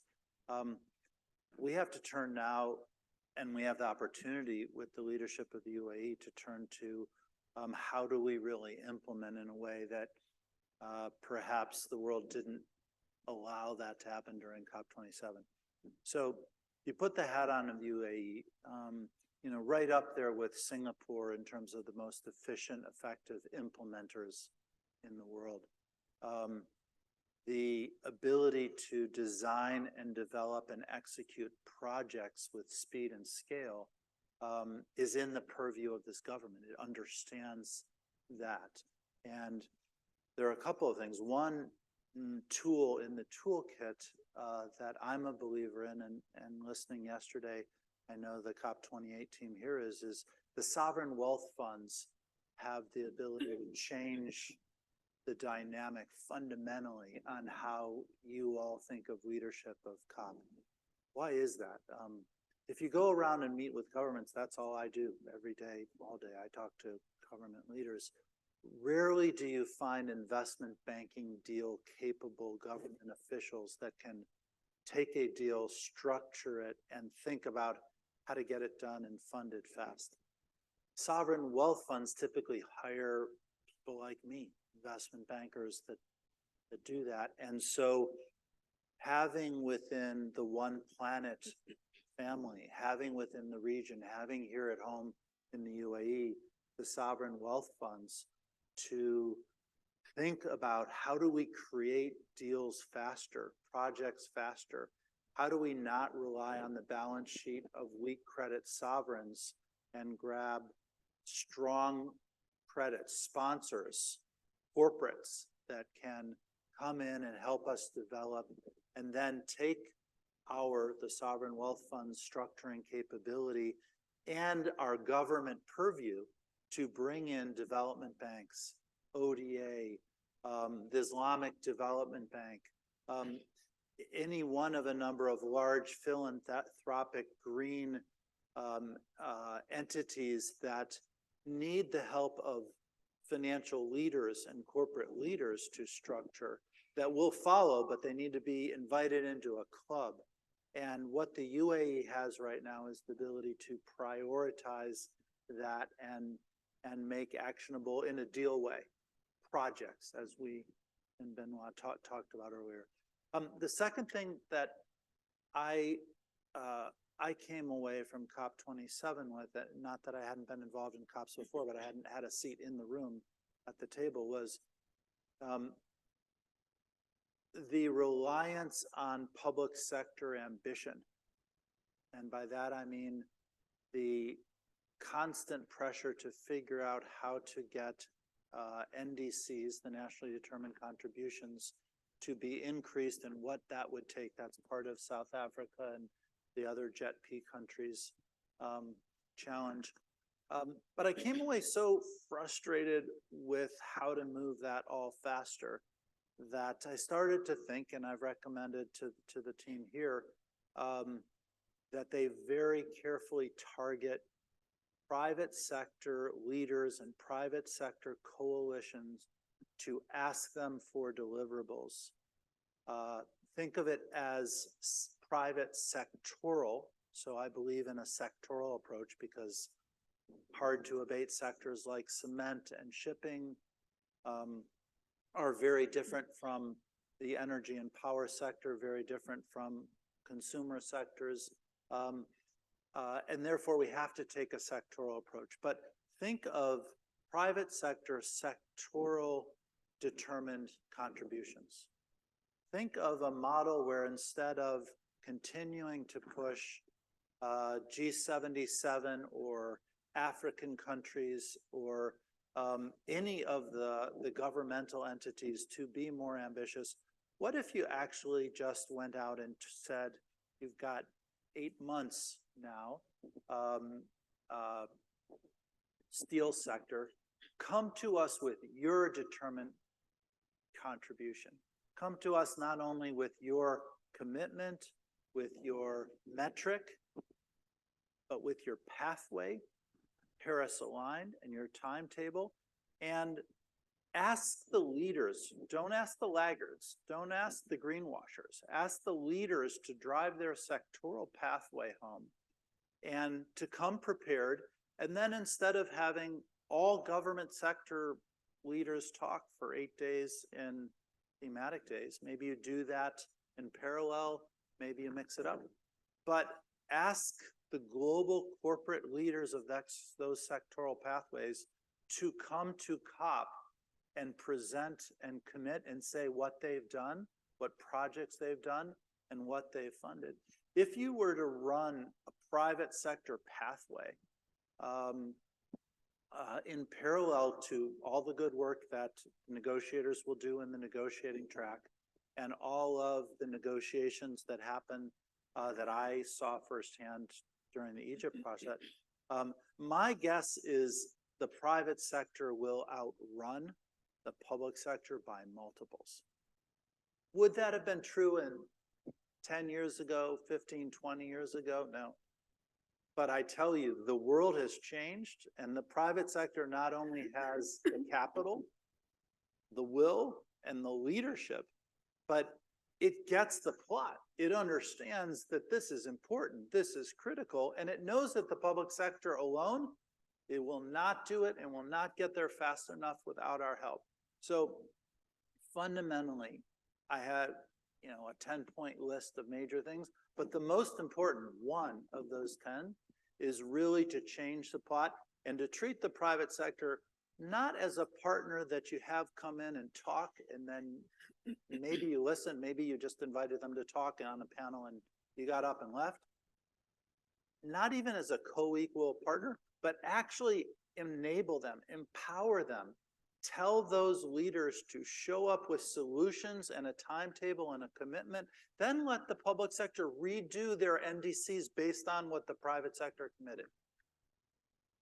That's one of my takes. Thank you, Jay. Very, very powerful there. I'm going to quickly move on to Boitumelo and then Kristina for your interventions on COP28 and what you'd like to see success looking like. Absolutely. I think definitely we need to continue the theme from COP27. I think one of the things that we really were reflecting on was around these commitments and pledges turning into action. And I think the point that both Marc-Andre and Jay make about really mobilizing private capital, I think is really the catalyst we'll see to make that happen. Because I think often, the private sector is seen as sort of coming in to come and fix after the fact. And I think there needs to be a lot more of a sort of this proactive view on that. And I think that in terms of what we also want to see around this is we can't overemphasize the need for partnerships. I think that we know that the public sector can't go at it alone. And the gaps that we're seeing, I mean, if we just think about for us in South Africa, we'll need at least $250 billion over the next 3 decades to diversify to a lower carbon economy from where we are in coal-fired power. And we know we'll need about $2 trillion for the African continent. So this idea of really converting pledges is critically important.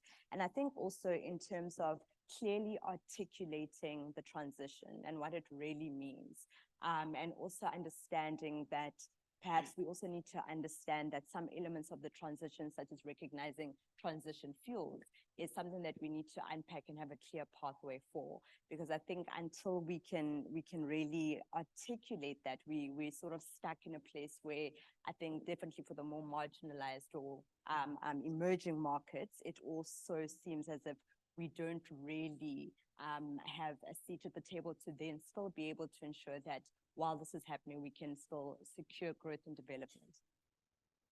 Thank you, Boitumelo. I think a lot there on the just transition, the need for that translation right into promises into money, and the long-term view. Again, so that investment is critical. I mean, in my part of the world, I lead sustainability for the Johannesburg Stock Exchange, and one of the critical areas that we are concerned about is the stranded assets perspective, where the transition is going to run ahead and changes are going to happen, and you're sitting with sectors on the market that are just going to devalue if they haven't actually bought into the long term and started planning now.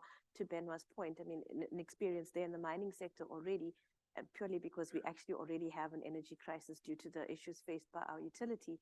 Those that can afford to decarbonize are doing so already. They're trying to go off the grid, and for reasons just of energy security, not necessarily any noble intent of decarbonizing. It's absolutely critical that that happen. Yes, it makes obvious sense in a country of abundant sunshine, but these are some of the realities that we're facing. And so understanding what the embedded risk is in markets of not moving ahead and taking up Jay's challenge of telling this private sector to show up, this is another reason to tell them that they need to. Kristina, let me move over to you. Sure. And I'll be brief because I agree with what all of my colleagues have said, but I'll try to knit it into 3 quick things. When I think about this COP, it's action, it's the energy industry, and it's also nature and biodiversity. And I'll touch on that because we haven't mentioned that yet. But clearly, when I think back, my first COP was in 2019 in Madrid. And I was at MasterCard at the time. And I remember looking around trying to find other private sector peers or colleagues. And I really couldn't find many. But COVID in the mix, and then finally we end up at COP26 in Glasgow, and a watershed moment. The private sector turned out like never before. The commitments were made like never before. It was the commitment COP. We all then looked forward to Egypt and thought, commitment's done. Nobody wants to hear talk anymore. It's all going to be the action COP in Sharm el-Sheikh. I don't know that we really got there. So I think for this COP, it really has to turn into action.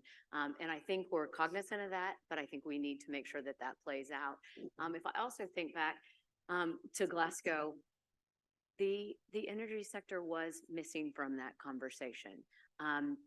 They were there in Egypt. And so I think that, as you mentioned earlier, an incredibly important driver to the issues. And so I think that how that partnership, how that intersection, how those conversations happen at this COP have a really unique opportunity that we all need to drive things forward.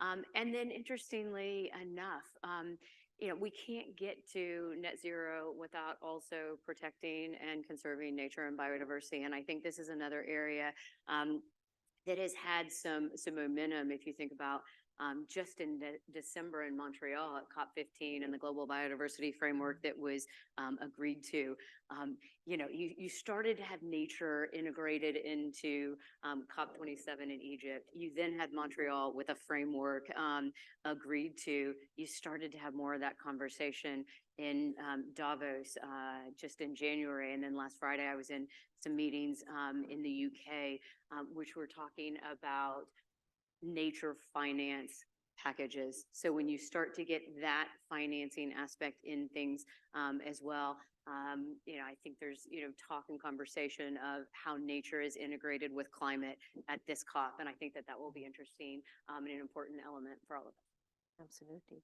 Shameela? I think to the point, sorry. I don't mean to interrupt, but I was just thinking if we can open the floor as well for some questions from Sure. from the audience, and then we go back to your We questions. go back to the question session. Happy to do that. So I'm going to just have a look around for questions and then ask the roving mic to please help us. Okay, there's a question here, and then the lady over there second. I got it. Thank you.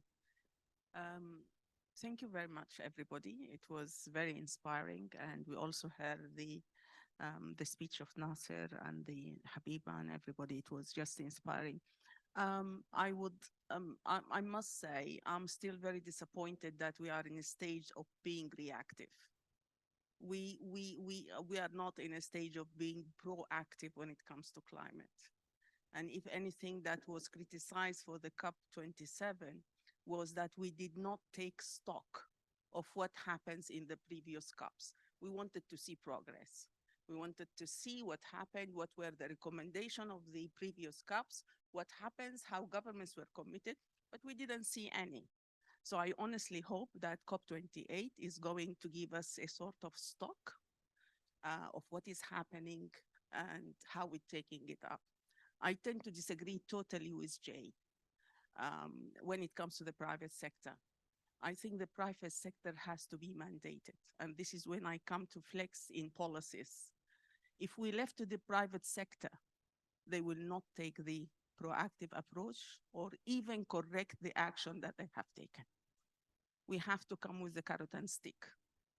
We have to come up with the policies, with the mandates, and it has to come as part of our national strategies. If we did not do it that way, private sector would never come with the right recommendations for us to proactive and take a correct approach into climate change. In the part of the world I come from, climate change is also causing wars, you see. And I can assure you, sessions like this would not be held by people that deal with arms, deal with drugs, because they have the finance ready. But for the people that really work for the prosperity of the people and the nations, we have to have sessions like this to mobilize the right finance. So I'm very much with what Flex have said. We do not have bankable projects yet because no country have put it into their national strategy. If the leaders have put it into their national strategies, it is going to be converted into bankable projects, and it is going to be mandatory for the private sector to do it. For example, in Sudan, we already have an investment act. Investment act is very clear. Any new investment in Sudan has to take care of all the climate issues. How many countries are going to apply that? Do you think even in Sudan we're going to apply it? Corruption prevails. And if we did not take it into consideration, we will be still reactive. We will sit and discussing things and nothing is going to happen. So I really would like to see the private sector, our leaders in the world and governments, take the stick and the carrot. For the good doers, let us incentivize them. Tax policies, to be part of the investment acts, how we can encourage them. And at the same time, bad doers should be penalized. Also, for example, I give you another example in the part of the world. Some countries, they do not allow sort of industries, cement industries. Move them to Sudan. Come to Sudan and invest in Sudan and do whatever you want to do with the environment. So I honestly into that, and I think it is very important. Another last point that I would like to mention, on the 13th to the 15th in this part of the world, they have hosted the World Governments Summit, which have spoken about the governments of the future. Do you think what we're discussing now was part of the agenda? I think this now is very timely because we can connect it with other sort of conferences that is going on, and we can push it up the ladder to the leaders of the world to take action. But we are still on the reactive approach. We are not yet into the active approach. Thank you very much, and I'm sorry that I've been so lengthy. Thank you. No, thank you. So I think that was more a statement and a lot to reflect on and think about. Thank you. And the lady over there, your question, please. Yes, or thank you. comment. Thank you, everyone. First, I do agree with Jay. So the question is regarding financing. I mean, we know that COP28, we're focusing on two things. We have the first global stock take. We're hoping that we have a goal for adaptation. And thirdly, we're hoping that we're going to have a governance structure and financing mechanism for the loss and damage fund, which was announced at COP27. The question is, how do you see that fund? What the kind of mechanism that you're hoping to see for this specific fund? It's a fund that exists. We know that loss and damage is a big issue. We saw what happened in Pakistan, and this is exactly why this fund is important. So from your point of view, who do you see financing this fund, and how do you see let's say, the ideal mechanism for this fund to actually work? And I think not only the governance structure of it and the financing, but how the money will be actually spent without really going into countries where there is corruption and all of that. So how do we guarantee that that fund actually works? One, it's financed and it's governed in a very, I'm not going to say correct way. Governance is very tricky, but we want to make sure that people who deserve the money actually gets it. Just your thoughts on that, please. Thank you for that question. That's a very easy one. Nothing, no big ask there. Just get the money, send it to where it's not corrupt, and make sure it's managed properly. I'm gonna pause and ask the panel to just think on that while I get the next question. I'm not going to return for answers. Please go ahead.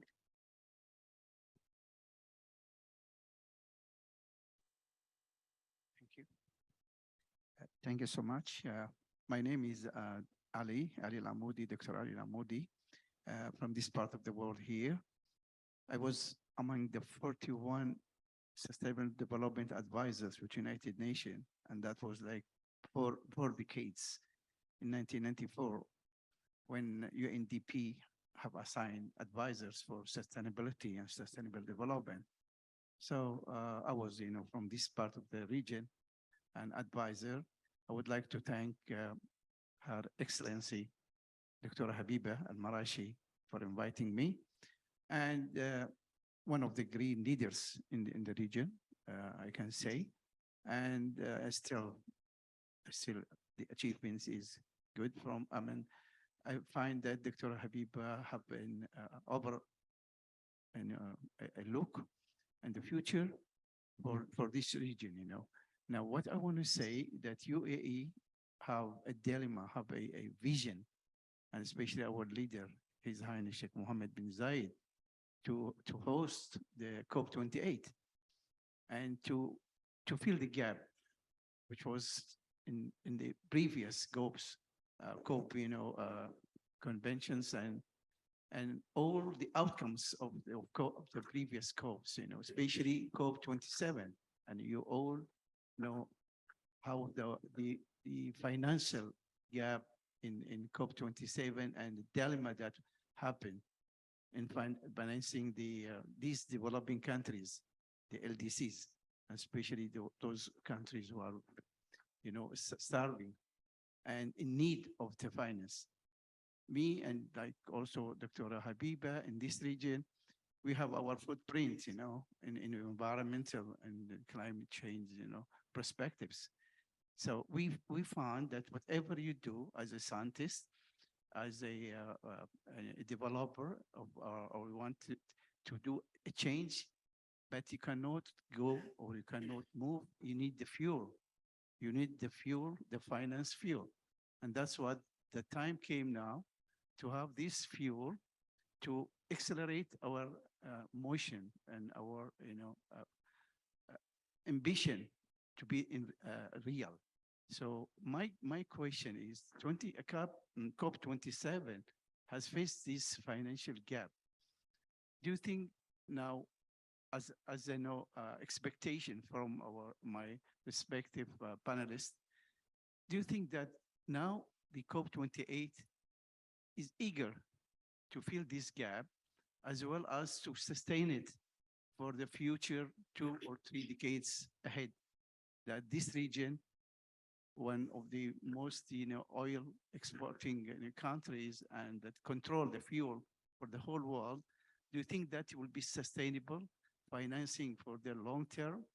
Yeah, this is my question. Thank you so much for that. Thank you very much for that.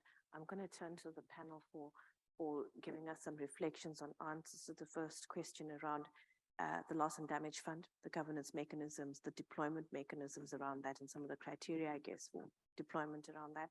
And then the second question about the sustainability of filling that funding gap for a region like this and what that might look like. So happy to turn. I'm just thinking, Jay, I'm looking at you for the loss and damage fund in particular, if you could perhaps reflect on that, if you don't mind. Sure.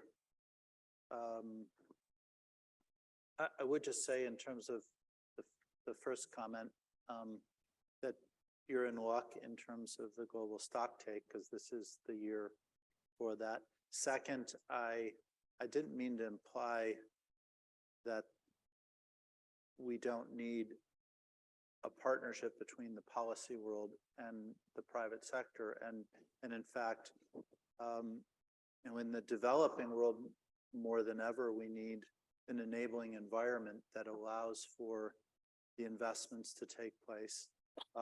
But of course, you also need a policy construct in terms of carbon rate mechanisms and incentives and disincentives in those opportunities. Take the IRA in the US, it's a perfect example of incentive and disincentive structures that were carefully defined in collaboration with the private sector to induce investments. And just to give you a degree of understanding of how that worked, let's just take hydrogen, right? So everything in the IRA on hydrogen was defined off the back of pilots done by the private sector with public sector participation over every type of hydrogen project that was modeled out by us. And I participated in multiple exercises to come up with the break-evens and the hurdle rates that were necessary to induce those to happen.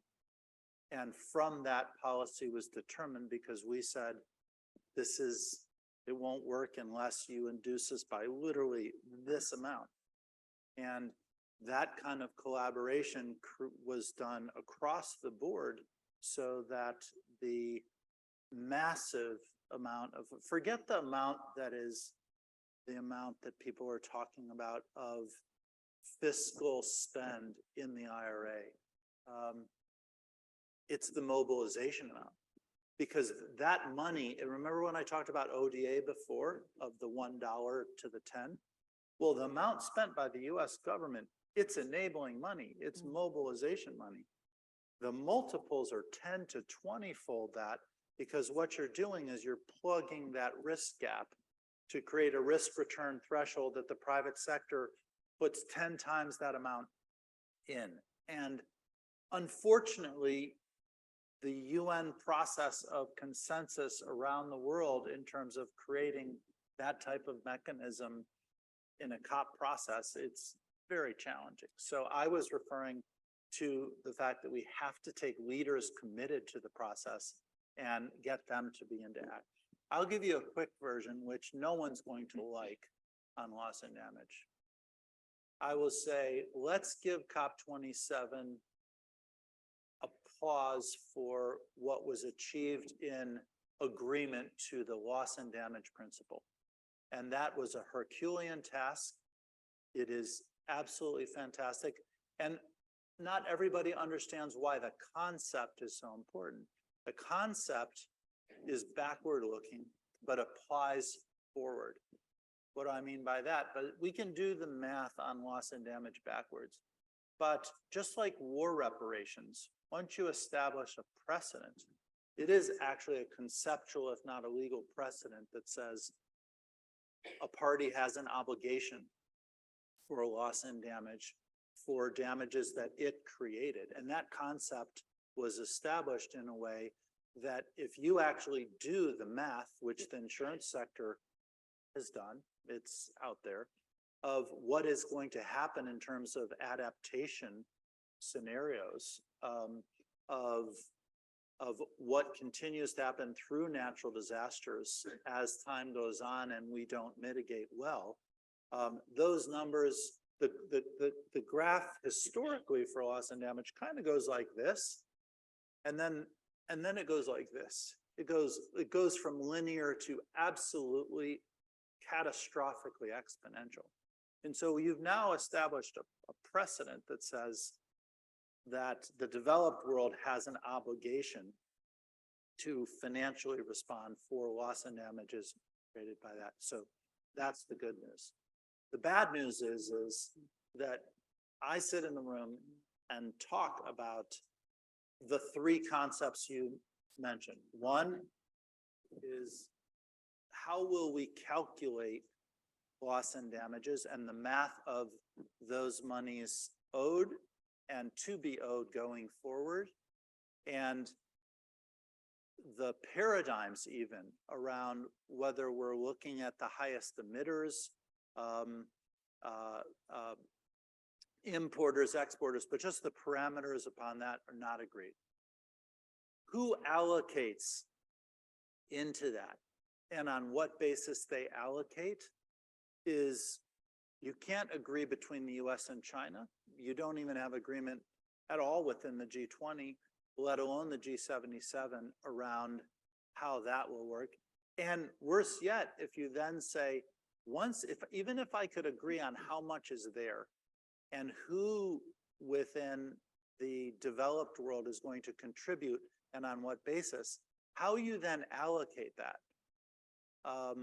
Again, the methodology choices are there and they're being debated and refined, but try and get global agreement around that allocation process. So I do not hold high hopes for COP28 to resolve that.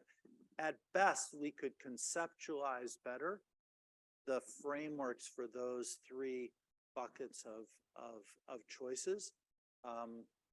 And I think it's going to take a lot more time. I would recommend that we put equal, if not more, emphasis on the next collective quantified goal methodology, and that would serve us well, particularly to make sure that that is done in tandem to MDB reform, since a lot of what we're really talking about is official monies, including development bank monies, that will go to fund that collective goal. And I'll stop there. Thanks, Jay, for that reflection. So I've been asked by the organizers for us to wrap up, which means we're not going to get to all of our questions. Habiba, could you give us maybe 3 minutes more? I really want to get to the one question that we did have here, and particularly, Benoit, for your reflections on this one. On, while the focus has largely been on financing the climate agenda, what are the lessons that we can learn from the green instruments and apply that to financing broader sustainable development objectives? And I feel that's particularly important because, there are so many other of the sustainable development agenda issues that we need to look at. And I'm going to please ask you to give us a quick intervention, and then Habiba, I'll be gone. We try to be very short. So I think, the green finance has been, let's say, built on two main instruments as far as debt is concerned. So the use of proceeds kind of instrument whereby you allocate the proceeds of the loan to a particular project or, company, and then the general purposes kind of financing, which, which margin is linked to a couple of KPIs, mainly in the green or ESG space. And I think that we will have to somehow build on those two kind of products to build the next generation of SDG-linked kind of products. And there are already a couple of examples. So I think we will leverage on, green bond frameworks, green loan frameworks on the use of proceeds size. And then on the other side is about, picking up some KPIs. I will give you some examples to actually link the performance or the cost of the debt to the performance of the company in a particular area. So what we see in other parts of the world on this ESG linked is basically you pick up one or two KPIs in each of the letters. On the E is usually around your CO2 emissions metrics. On the S is about, we discussed about this, gender equality, equal pay, training, education, this kind of things. And on the G, around governance, percentage of female in the board, this kind of stuff. So you actually ask your clients or the company to put their target and draw a pathway, and you actually link the margin of the financing to the performance of the company against this pathway. And the role of third-party advisors or banks is actually to challenge the company, not to be too complacent the way they are actually drawing the pathway, just to make sure that they overperform kind of standard or reference that you choose. And I think we just put together, a couple of examples. Very happy to discuss on the break, but we did, for example, in the infra world, a SDG-linked bond for a highway in Colombia. So, first reaction of the third-party advisor was, wow, how a highway could be sustainable. And actually, when you do the analysis of, the negative impact versus the positive impact on poverty, unemployment, education, connectivity is much higher than whatever negative impact could be on the environment, for example, that you can actually mitigate. So this is the kind of analysis that you can do from a project perspective. And there are, as we said in introduction, there are a lot of projects in the region that are already there. If you took at the DESA plant, this is an SDG link project, and you can actually do this exercise for that. On the corporate side is more about discussing with all the companies their plans in the future and to adapt the profile, I would say, of any kind of standard. Thank you so much for that reflection, Benoit. So with that, I think I'm not going to ask for closing remarks in respect of time. Habiba, do you want to go straight into the coffee break, or should I introduce Gavin now? No problem. Okay, great. Thank you. So I just want to conclude with these words. And in fact, is something that I saw on one of the GISD materials not long after we started the alliance, and up to now, I don't know who to attribute this quote to, but I'm going to use it anyway. And it uses the word investment. And I just want you to think when I say investment, we're talking about resources. We're not just talking about money. We're talking about intent. We're talking about people. We're talking about actually having a vision. And the saying goes like this, that if we don't invest in the future we want, the one that we're going to get is going to be worth infinitely less. I thank you for your time.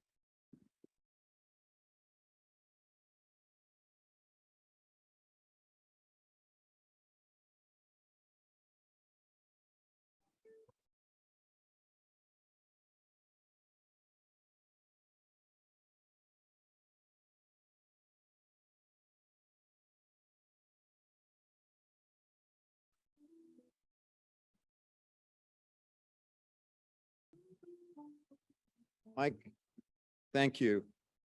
Ladies and gentlemen, if you can, yes, thank you, Benoit. If you can call people in from coffee, that would be wonderful.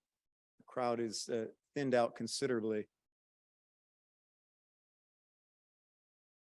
Great. Well, thank you. Hopefully some more folks are arriving with their coffee and treats. Wonderful. All right, then, why don't we get started?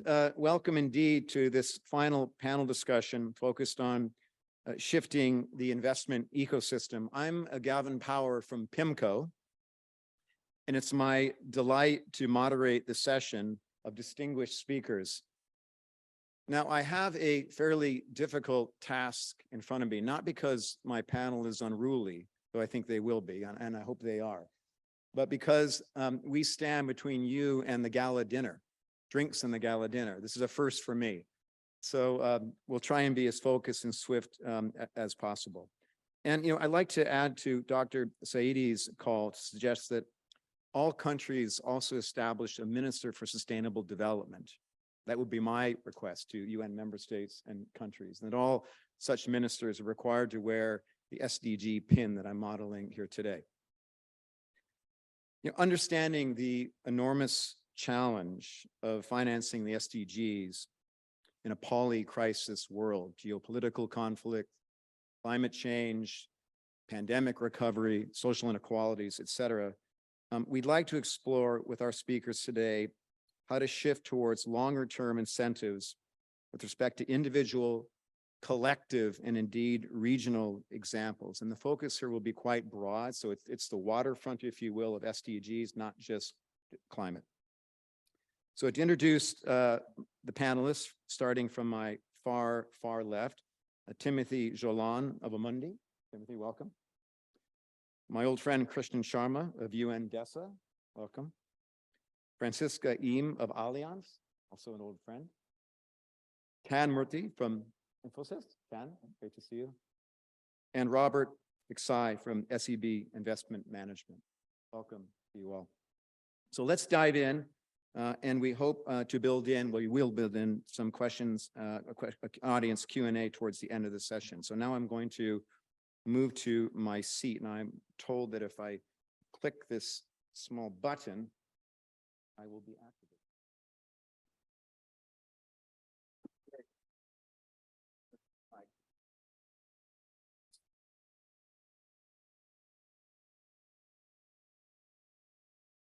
Great. Coming in loud and clear? Perfect. All right then. Krishnan, beginning with you, please. From your perspective, what are the key obstacles to a long-term horizon with respect to the investment ecosystem? I know some of this was covered previously, so please feel free to be creative and innovative in your examples and thinking. Sure, certainly. Thank you, Gavin. And firstly, I'm delighted to be here, and I would like to really thank our gracious hosts for this opportunity. Those obstacles really stem from what you can call as blockages across the investment chain that prevent savings from being effectively intermediated into long-term investment. Now, there are four major sets of intermediaries here. I mean, and it's the short-term pressures faced by these intermediaries that can be seen as obstacles for a long-term horizon. And these intermediaries, I would say, if we speak broadly, are institutional investors, corporations, commercial banks, and also capital market actors.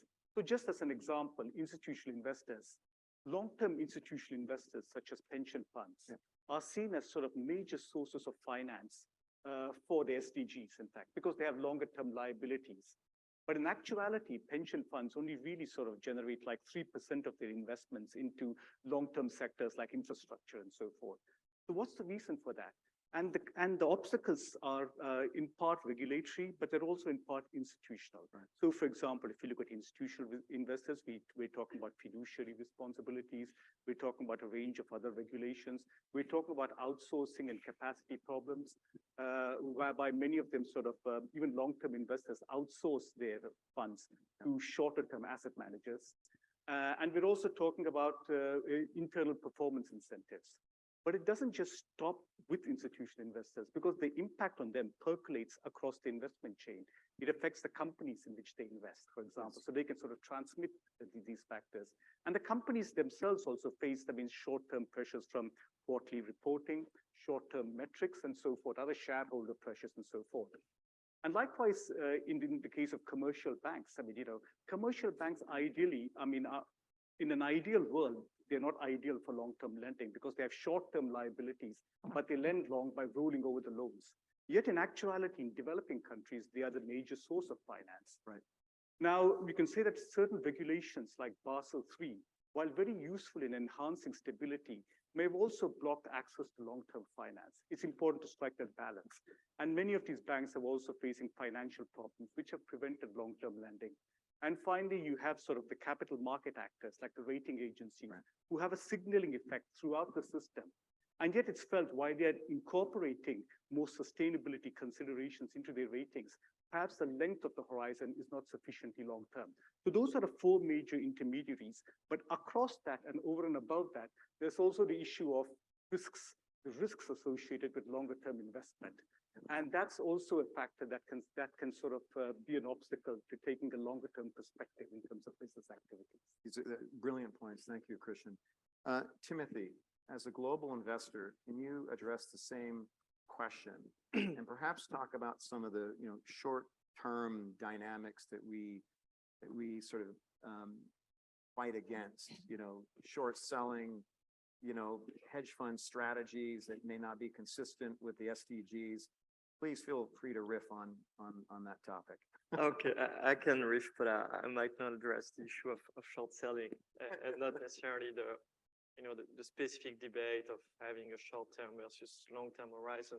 Let me perhaps reflect on what are the challenges that we face when it comes to sustainable finance whenever we engage a client. And by the way, we manage $2 trillion of assets. So yeah, we have clients across the globe, right?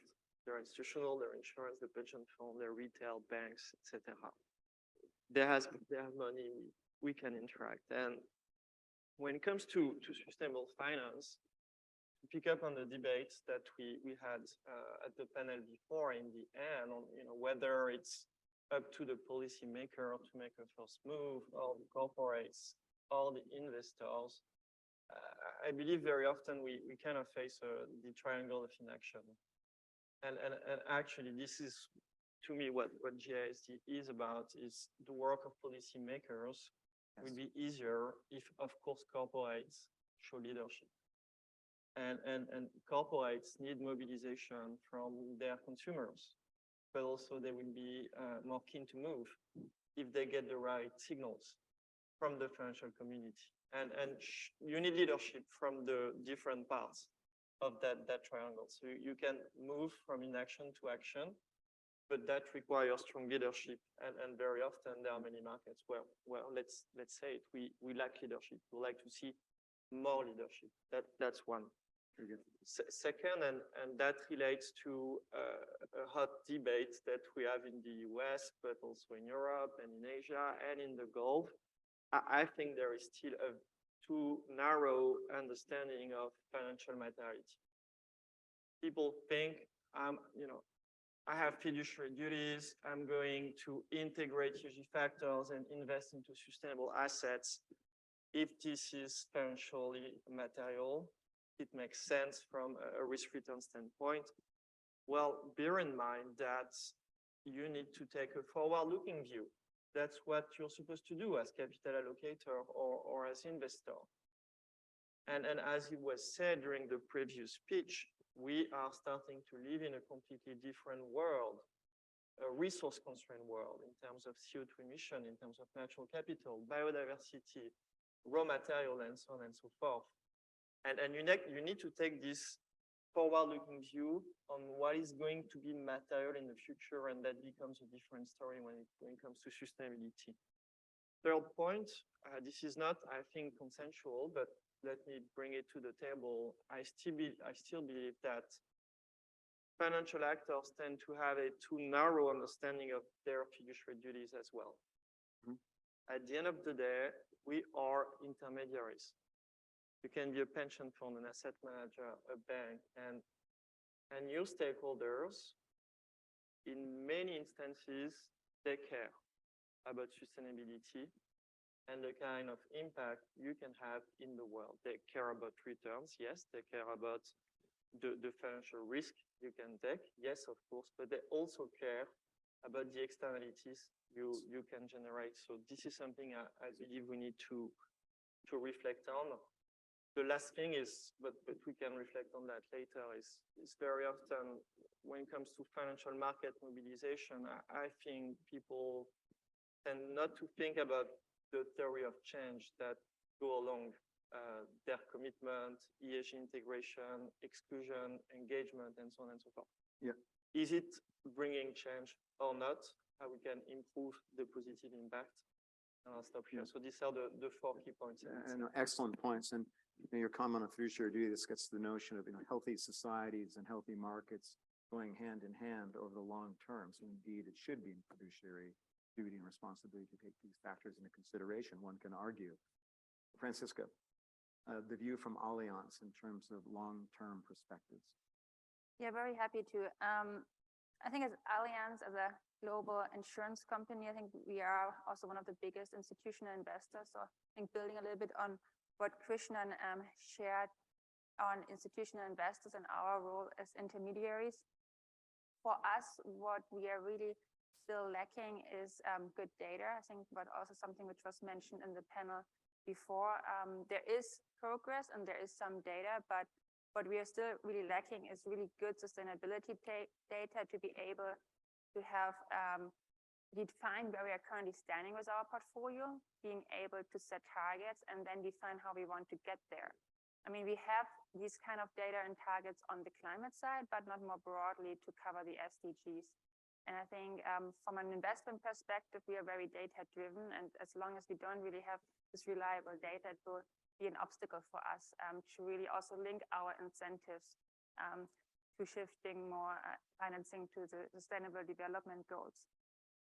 And the other aspect, which is also a big obstacle for us, is something I would just want to reiterate what Benoit from Santander said before, is really also from a long-term perspective, infrastructure, for example, is something we are very interested in investing in, and we also have a high allocation towards it, but we are still really lacking bankable projects, really having a reliable pipeline of bankable projects.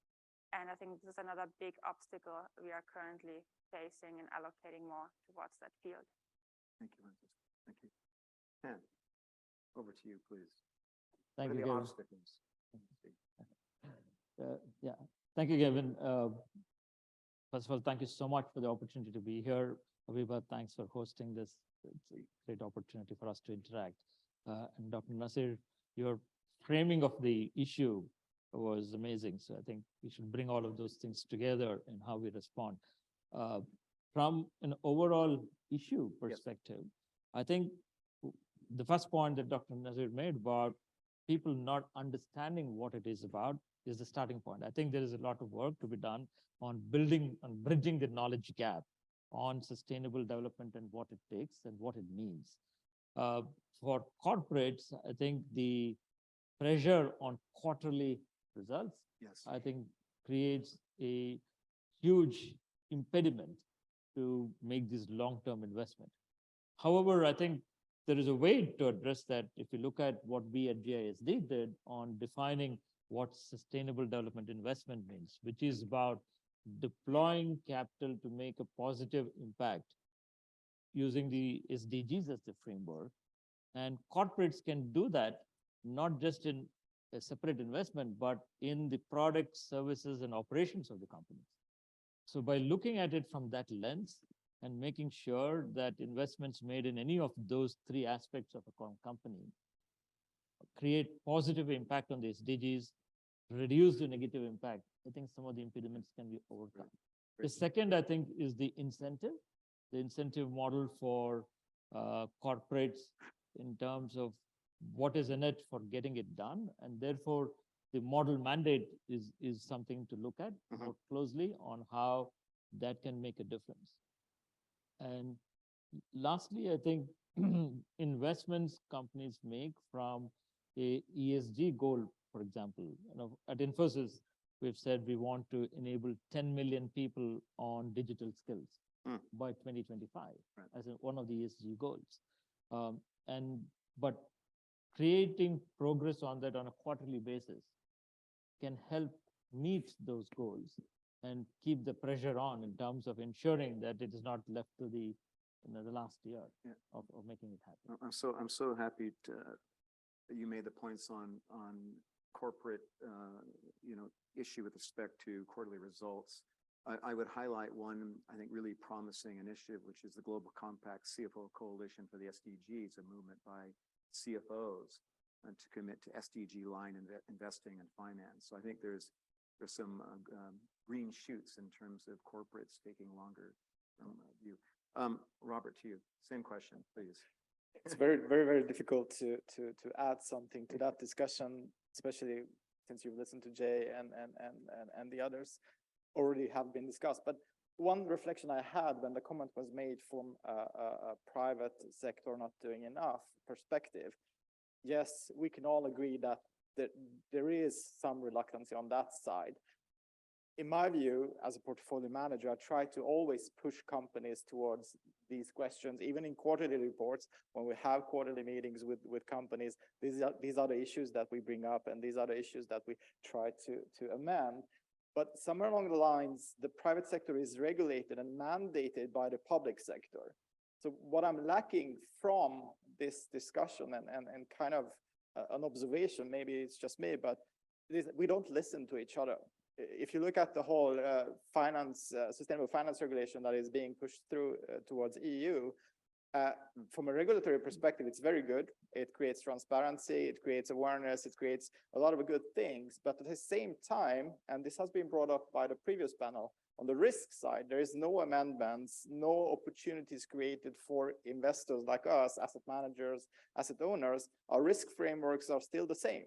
So that means that from a risk perspective, we can't invest in certain risky areas because there is lack of transparency, lack of data, and all of those things. So we need to listen from a private sector perspective and try to amend those rules as well going forward, because otherwise we'll be still talking about this from 10 years from now and haven't moved any private capital towards sustainable development. Sorry.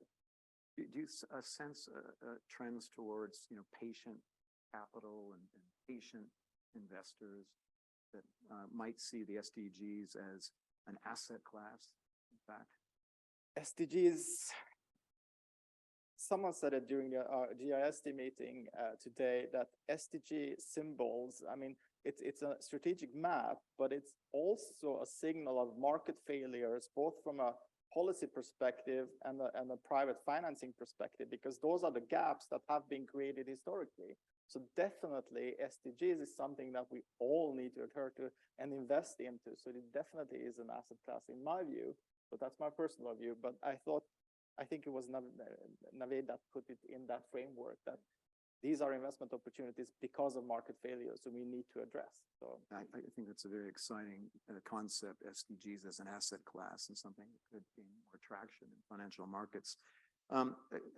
Allow me to turn to Christian and Timothy with a question related to the Alliance itself, and what the GSD Alliance is doing to shift incentives. And we've talked a bit about the model mandate, but please, some additional content in this regard would be fascinating. Sure, certainly, Gavin. So what the Alliance's deliverables are trying to do is sort of incorporate longer-term sustainability considerations into key actors like asset owners, asset managers, and also corporates to a degree. And in one sense, the model mandate is an example of this, because remember at the beginning, I said that one of the constraints faced by institutional investors is that the asset owners outsource the capital to asset managers. And it's important that those actors also have longer term sustainability considerations. So what the model mandate does is it's a guidance basically, whereby, and this year, in fact, last year, the model mandate, which we did with ICGN, in fact, specifically referred to the SDGs as well. So the hope is that, this gets adopted by the wider universe of asset owners. So that's one thing.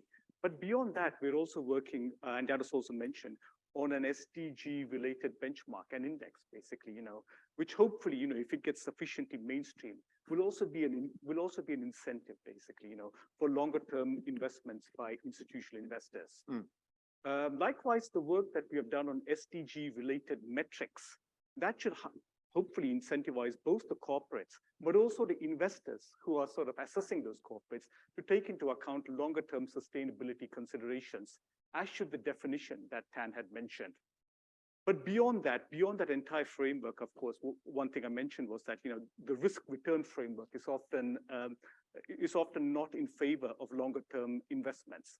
So here, what the GISD Alliance is doing is, they are engaging, in fact, with the MDBs. They, in fact, brought out a report, in fact, which looked at risk sharing, risk management tools, blended finance tools, and so forth, ways that, risks can effectively be mitigated in a fair and judicious manner that encourages longer-term investment. Thank you, Christian. Mufi, can you add to Christian's points on GISD and what the Alliance is doing to address long-termism, moving to long-term perspectives, and maybe some thoughts on, I know it's sort of a very sort of emerging field, but impact measurement and assessment might be interesting as well to hear about. Sure, and I think the way you frame the question is a good opportunity to reflect on not only the how, but the why. Right. And the why is critical here. And to pick up on Benoit's point and the comments that were made in the run-up to the next COP, what do we need to see action? What do we need to make things move in terms of climate finance, in terms of developing the projects that we need to support a fair transition, right? So not only addressing climate mitigation, adaptation needs, but doing it in a way which is socially inclusive. You need one thing first, I believe, is you need to have intermediaries that can do the right thing in the markets where it's needed. Because at the end of the day, you cannot expect the Allianz, the Amundi, the PIMCO of this world to invest each and every penny, US dollar, euro that they have in single small projects in difficult frontier markets of this world. So you need efficient intermediaries that will understand their market, address the issue of time to market, of project development, and so on and so forth. And we can play a role in developing faster this chain of or this network of efficient intermediaries that we need. Yeah. Sometimes they can be a commercial bank active in emerging market and developing economies. Sometimes they will be utility companies, there will be endowments, foundation, service providers, and so on and so forth. So that's the why. And I do think that we really need to activate that chain of leaders in emerging markets and developing economies. So not turning to the how, it's about shifting a bit the focus from ESG approach to impact or SDG approach. I would agree with you, there is some room for SDG as an asset class, but to me, what SDG brings is basically moving from analyzing the extra financial characteristic of an investment opportunity to starting to assess the outcome it's going to be associated with, the impact it can have on addressing some of the most dire and daunting challenges that we are facing and that we'll continue to face in the next decades. So there is the why, there is the how. So it's indeed having access to the right indicators that will enable us to capture the way a company contributes or not to addressing these challenges. And that's what we are trying to do by not only working on this question of having an index, but thinking hard about the data we can use to select the leaders that will be constituent in that index. Right. So it really is a shift and expansion from ESG risk management considerations and strategies and something that's focused on outcomes and impact, and doing so with purpose is what I hear you saying. And that fits with the definition that GISD has offered around sustainable development investing. Very good, thank you. Next related question for Tan, Francisca, and Robert. What actions are GISD members taking to align their companies and investments with the SDG? Tan, can I start with you? Sure. Thank you. So I think the sector-specific metrics that Krishnan referred to is an important element of how you can align companies to what they do and how they can create an impact. And when I say sector-specific metrics, of course, we are all overwhelmed by the number of metrics and reports that exist. But I think part of the problem has been that a lot of them have been sector agnostic and very less on sector specific. And when I say sector specific, if you take a telco, for example, it's important to measure not only the carbon footprint, but also how many people who did not have a network connection now have a connection, because that is where you can make an impact. And so creating those sector-specific metrics was the first step that we took. Very good. And then using those metrics by the GSD members. For example, at the end of that, we also published a report and a case study of Infosys on how we use those metrics in our ESG reports and sustainability reports. So connecting the two is important to make sure that there is impact created from each sector through their product, services, and operations. Francisca, Allianz has been, I think, a real bellwether and leader in terms of sustainability, broadly speaking. Can you comment on how you're aligning your strategies and work with the SDGs? Yeah, very happy. And I think if we think about the SDGs, I mean, obviously all of them are important, but we also believe to really have the most impact, we have to focus especially on a few of them, and we selected actually 3. The first one is decent work and economic growth. The second one, climate action, and the third one, partnership. For the first one, decent work and economic growth, we especially focus on providing insurance solutions to underserved communities. On climate actions, we especially focus on the investment part, because we have the net zero commitment out for our whole investment portfolio. We are following through, and we have also linked the board compensation to achieving these net zero commitments, both for the investment portfolio, but also the targets we have set for our own operations regarding net zero. And on the third one, partnerships, I think GISD is a very good example of that, because we really believe we need to start speaking the same language with people, because often I think, this is a little bit where I see still the lag. If you talk, for example, with the public sector, I think we sometimes need to do a little bit of better job describing what the obstacles are for us. Yeah. And also for us as a financial institution, really understanding the corporates we are financing, what their obstacles are. Because I think we have to be careful of not thinking as a financial institution that we always know best how to do things.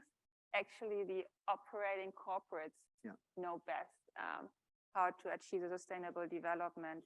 These are kind of our 3 areas we are focusing on. And actually how we try to do that in our daily work.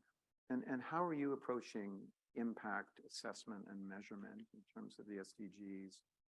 And related question, accounting for negative impacts in addition to positive contributions. How do we get at that? What have been the discussions within GISD that we can discuss? Yeah.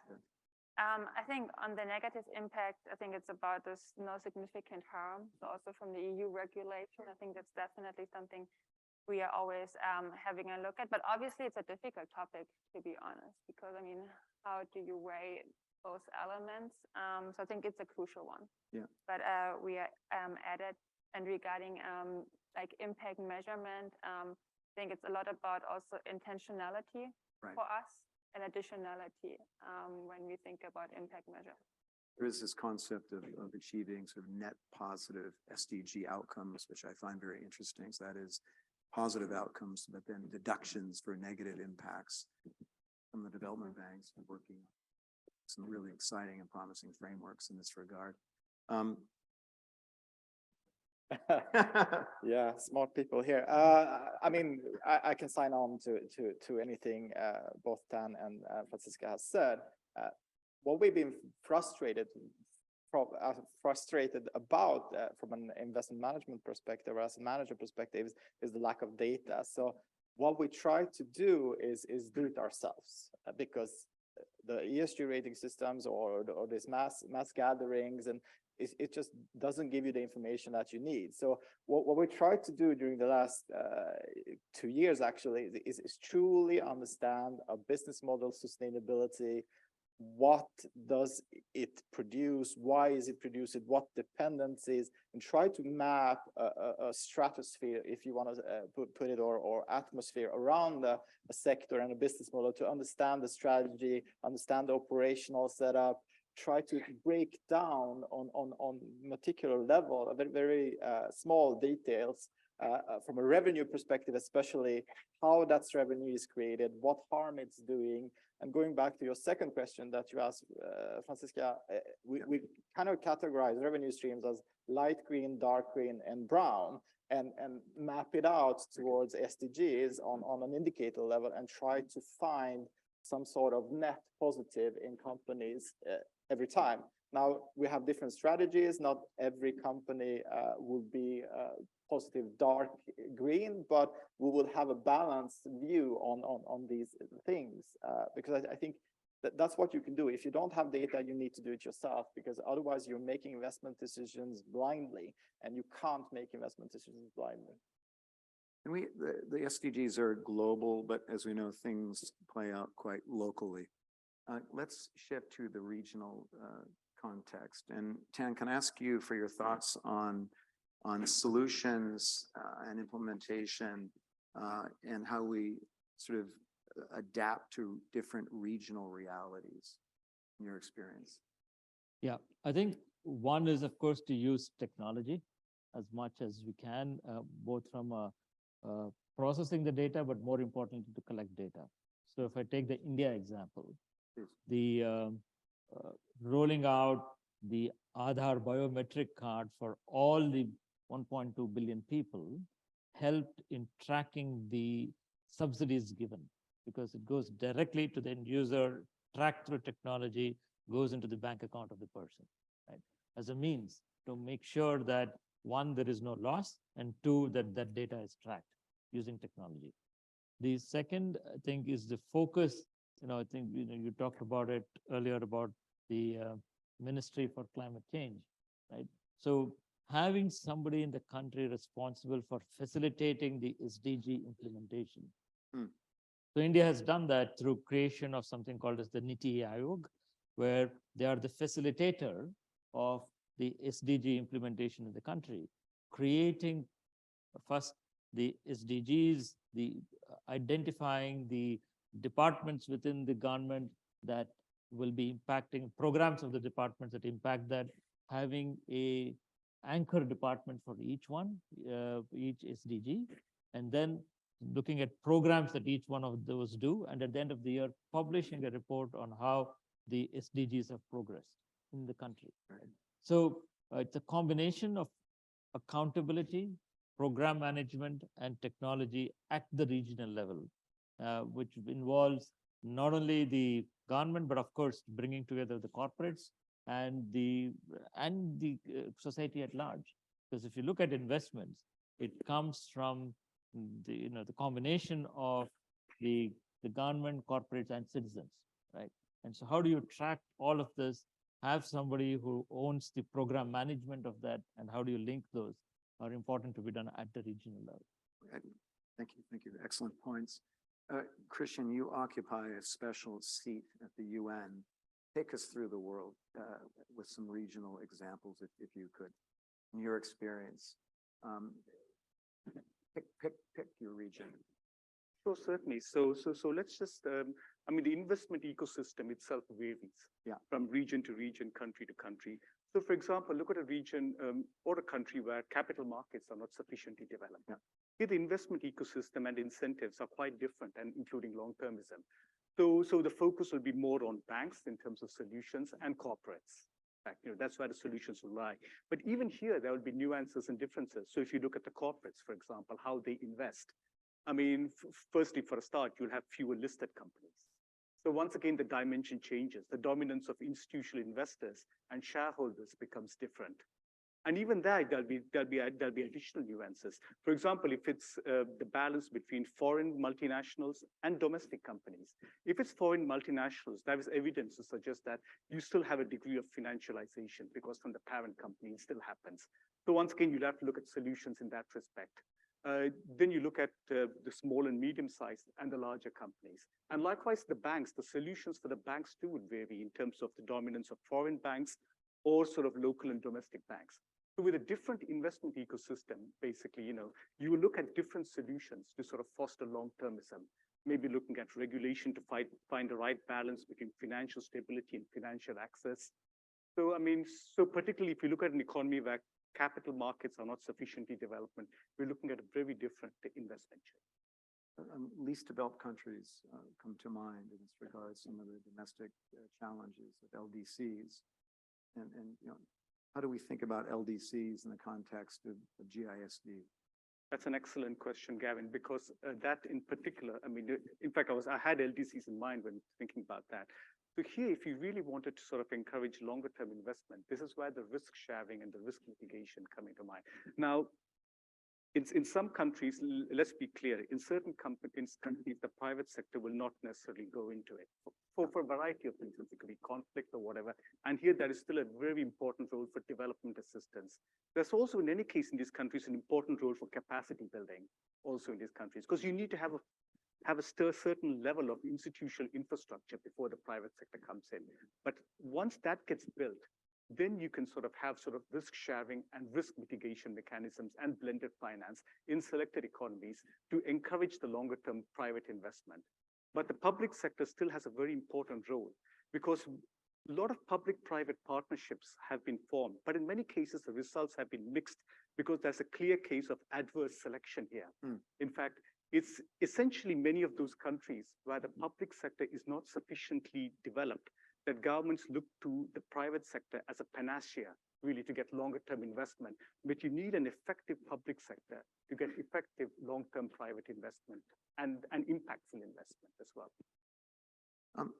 The issue of standardizing reporting with respect to SDG strategies, we talked about impact measurement, some of the reporting frameworks that exist, the GRI, the Global Compact reporting frameworks. Can you talk about disclosure just a bit more? Maybe, Timothy, can I ask you to further comment on disclosure and the need perhaps for harmonization? Well, I don't know if I have a magic recipe to solve the disclosure issue. That said, I think we are like having this conversation, right? Because there are parts of the world where there are huge financing needs. And we know for a fact that there are other parts of the world where there is basically excess savings. And the sustainable finance, let's say, movement ties in with this specific challenge that we can solve, because sustainable finance from these countries where there is excess saving can potentially be mobilized. So there will be more capital flowing towards the parts of the world where there are huge financing needs, notably linked to sustainable development. Now, there are some conditions to make it a success. Of course, managing the particular risk or solving the risk-return equation is one that is key, but we address that. There are blending things, there are different techniques. But from a sustainability assessment perspective, that is also another dimension which is critical.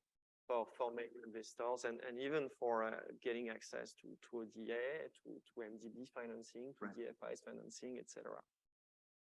And there I have how should I put it? I think we need to be ambitious in the reporting standards that we want to push, because it's going to help companies, operators on the ground to tap capital markets. So there is a huge reward potentially. That said, I think we need to recognize the local realities a company is evolving in. And that's really a topic that we brought to the European Commission and to a few other bodies. Don't ask us too much when it comes to defining what is sustainable or not in emerging markets, in developing economies, in frontier markets. Because if you do that, then we are not going to be able to qualify these great assets, these great projects, these great companies in which we invest as sustainable, because we lack access to the right data to ensure there is a sufficient gender diversity at board level, at management level. I'm not saying this is not something we should push. I'm saying maybe we can have a gradual approach to solving this issue. So to me, that is really also a critical point to bear in mind. Just a comment, and this is why the work we are doing within GISD is so important, because from an SDG perspective, you can actually get regional parties to report on this and maybe enhance that transparency that we need to be able to invest, and maybe even satisfy our regulators. Maybe, I'm not saying we will, but I completely agree with you on that. And this is why the SDG work we do within GISD or regional offices very important.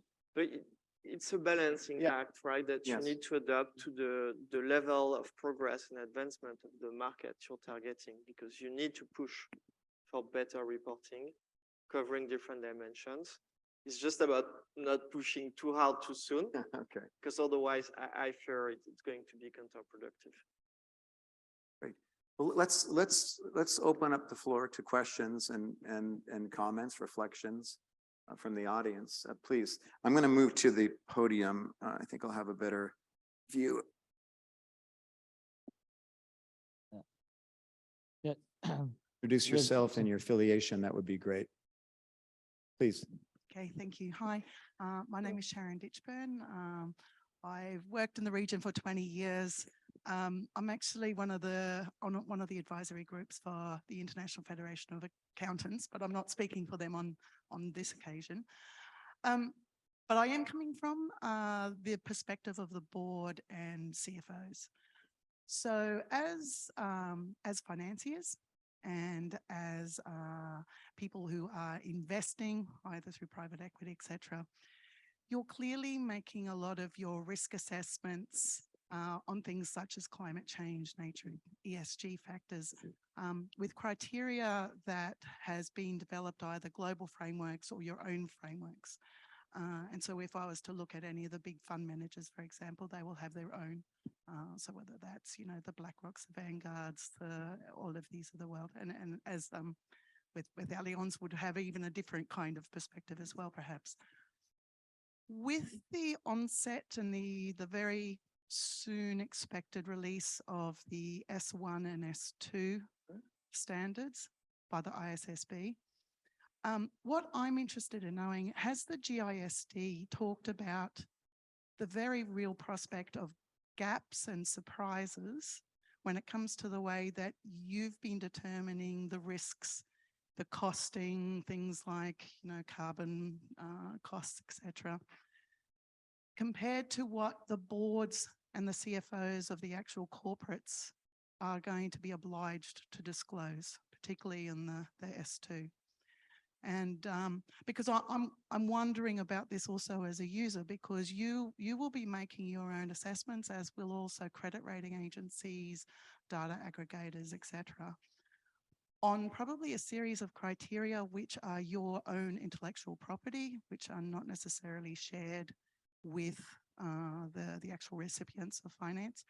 This could be different, obviously, to some of the government programs. Government programs will often be a lot more, they'll be more open with the sorts of criteria because they'll also have to be reporting against them. But what about the very real risk that companies will start reporting with their S2 results with data and impacts on balance sheets, capital expenditure requirements, incentives for senior management, all of these elements which are being added by S2 onto the TCFD framework, which is not currently there. Is that going to create extra risk from your perspective? Is this something that you're going to talk more to the recipients of your financing about?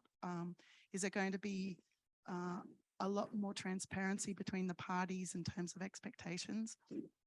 And what happens if directors honestly feel that they can't actually sign off and take the responsibility for numbers that you expect to see that could then have considerable impact on their ability to retain their financing or the conditions of their financing?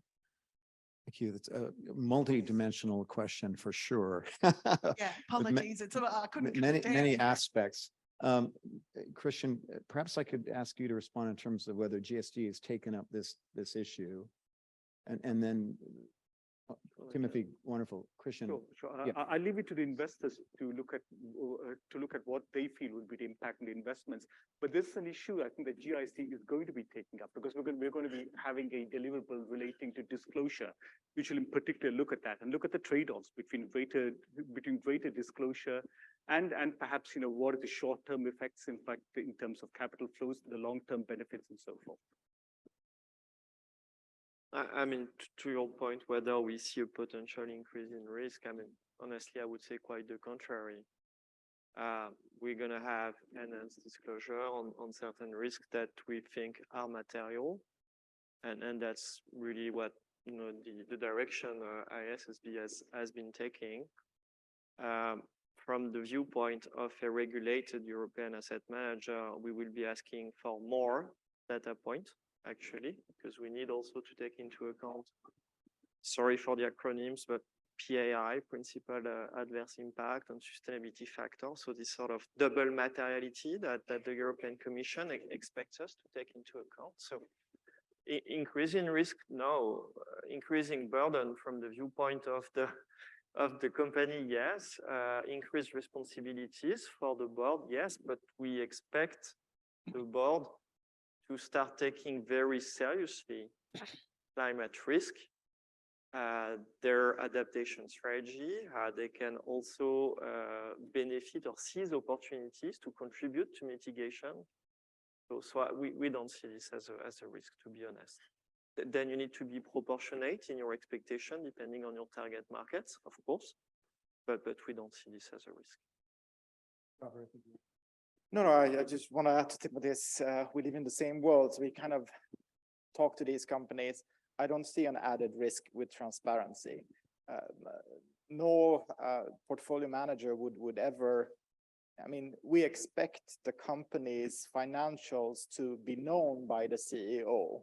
The same way we expect that they have sustainability knowledge on a higher level than they had before. Thus, they need to understand the numbers that they sign. Otherwise, there is a risk. If they reluctantly sign something or the strategy doesn't really map towards what they report, we will find it because we are also more knowledgeable nowadays than we were prior to this. So I'm expecting with transparency, yes, there will be an initial type of moment, but I expect them to know their numbers and I expect them to be trustworthy from a dialogue perspective, if that's.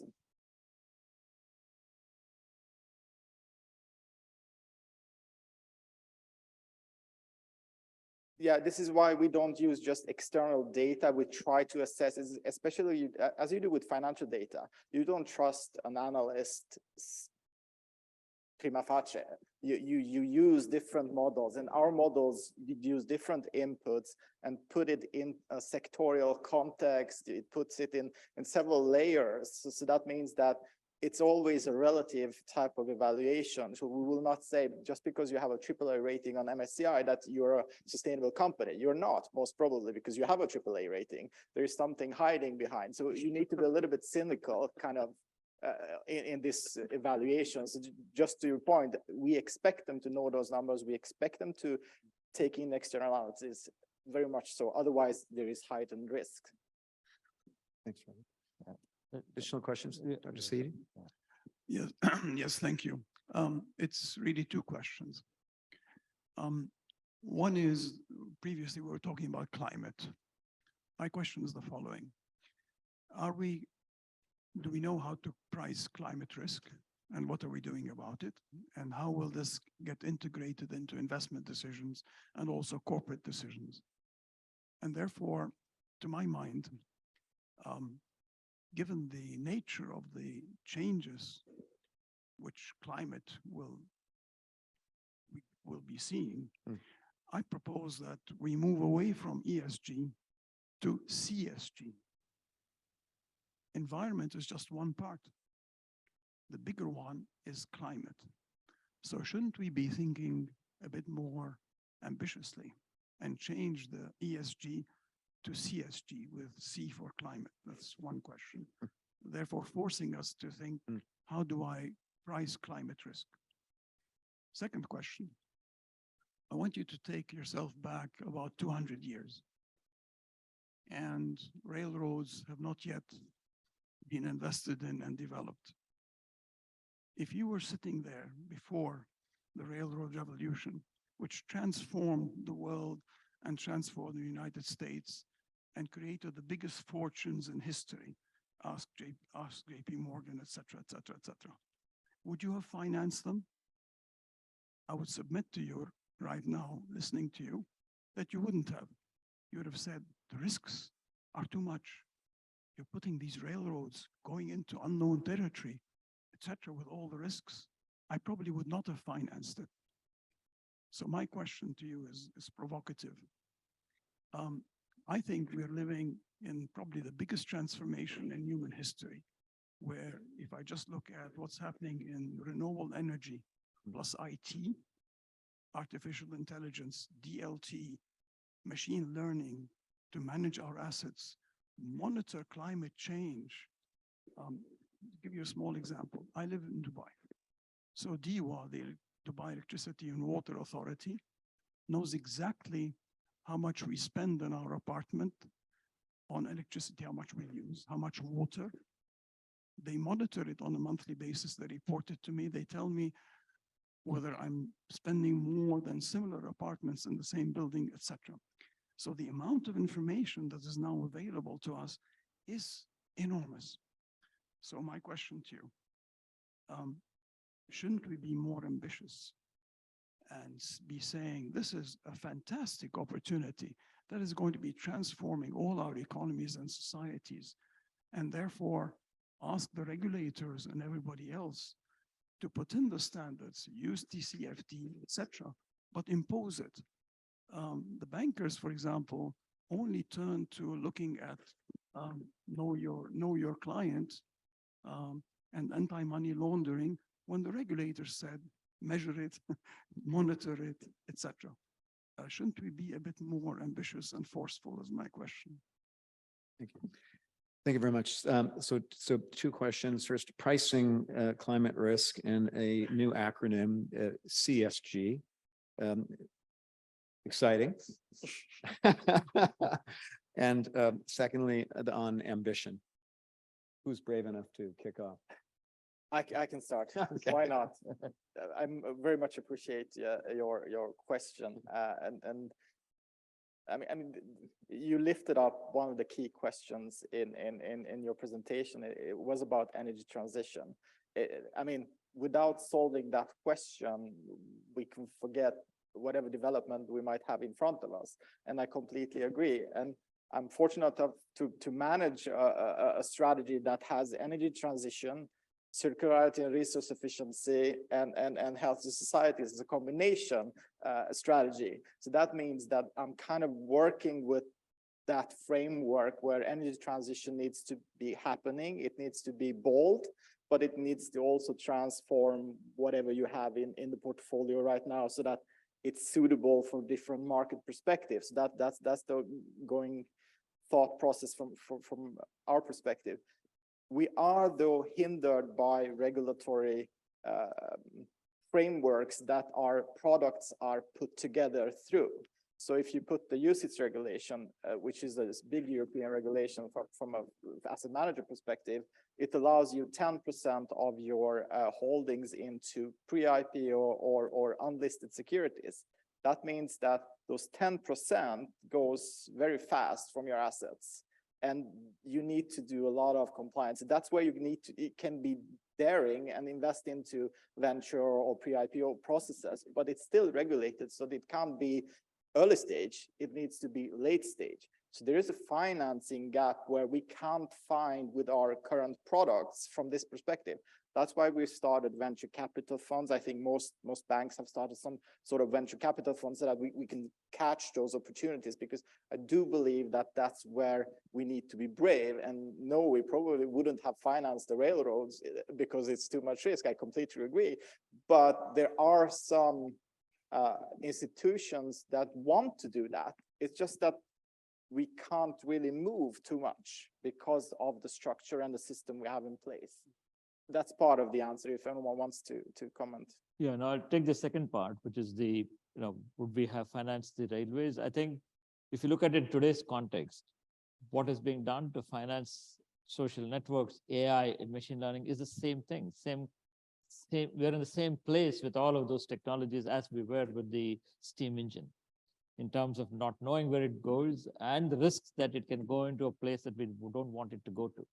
So I think societies make progress, but putting those guardrails, knowing that knowledge is probably the most important thing, and not to stop anything from happening, because things will happen, and it's important for those to happen to augment human potential.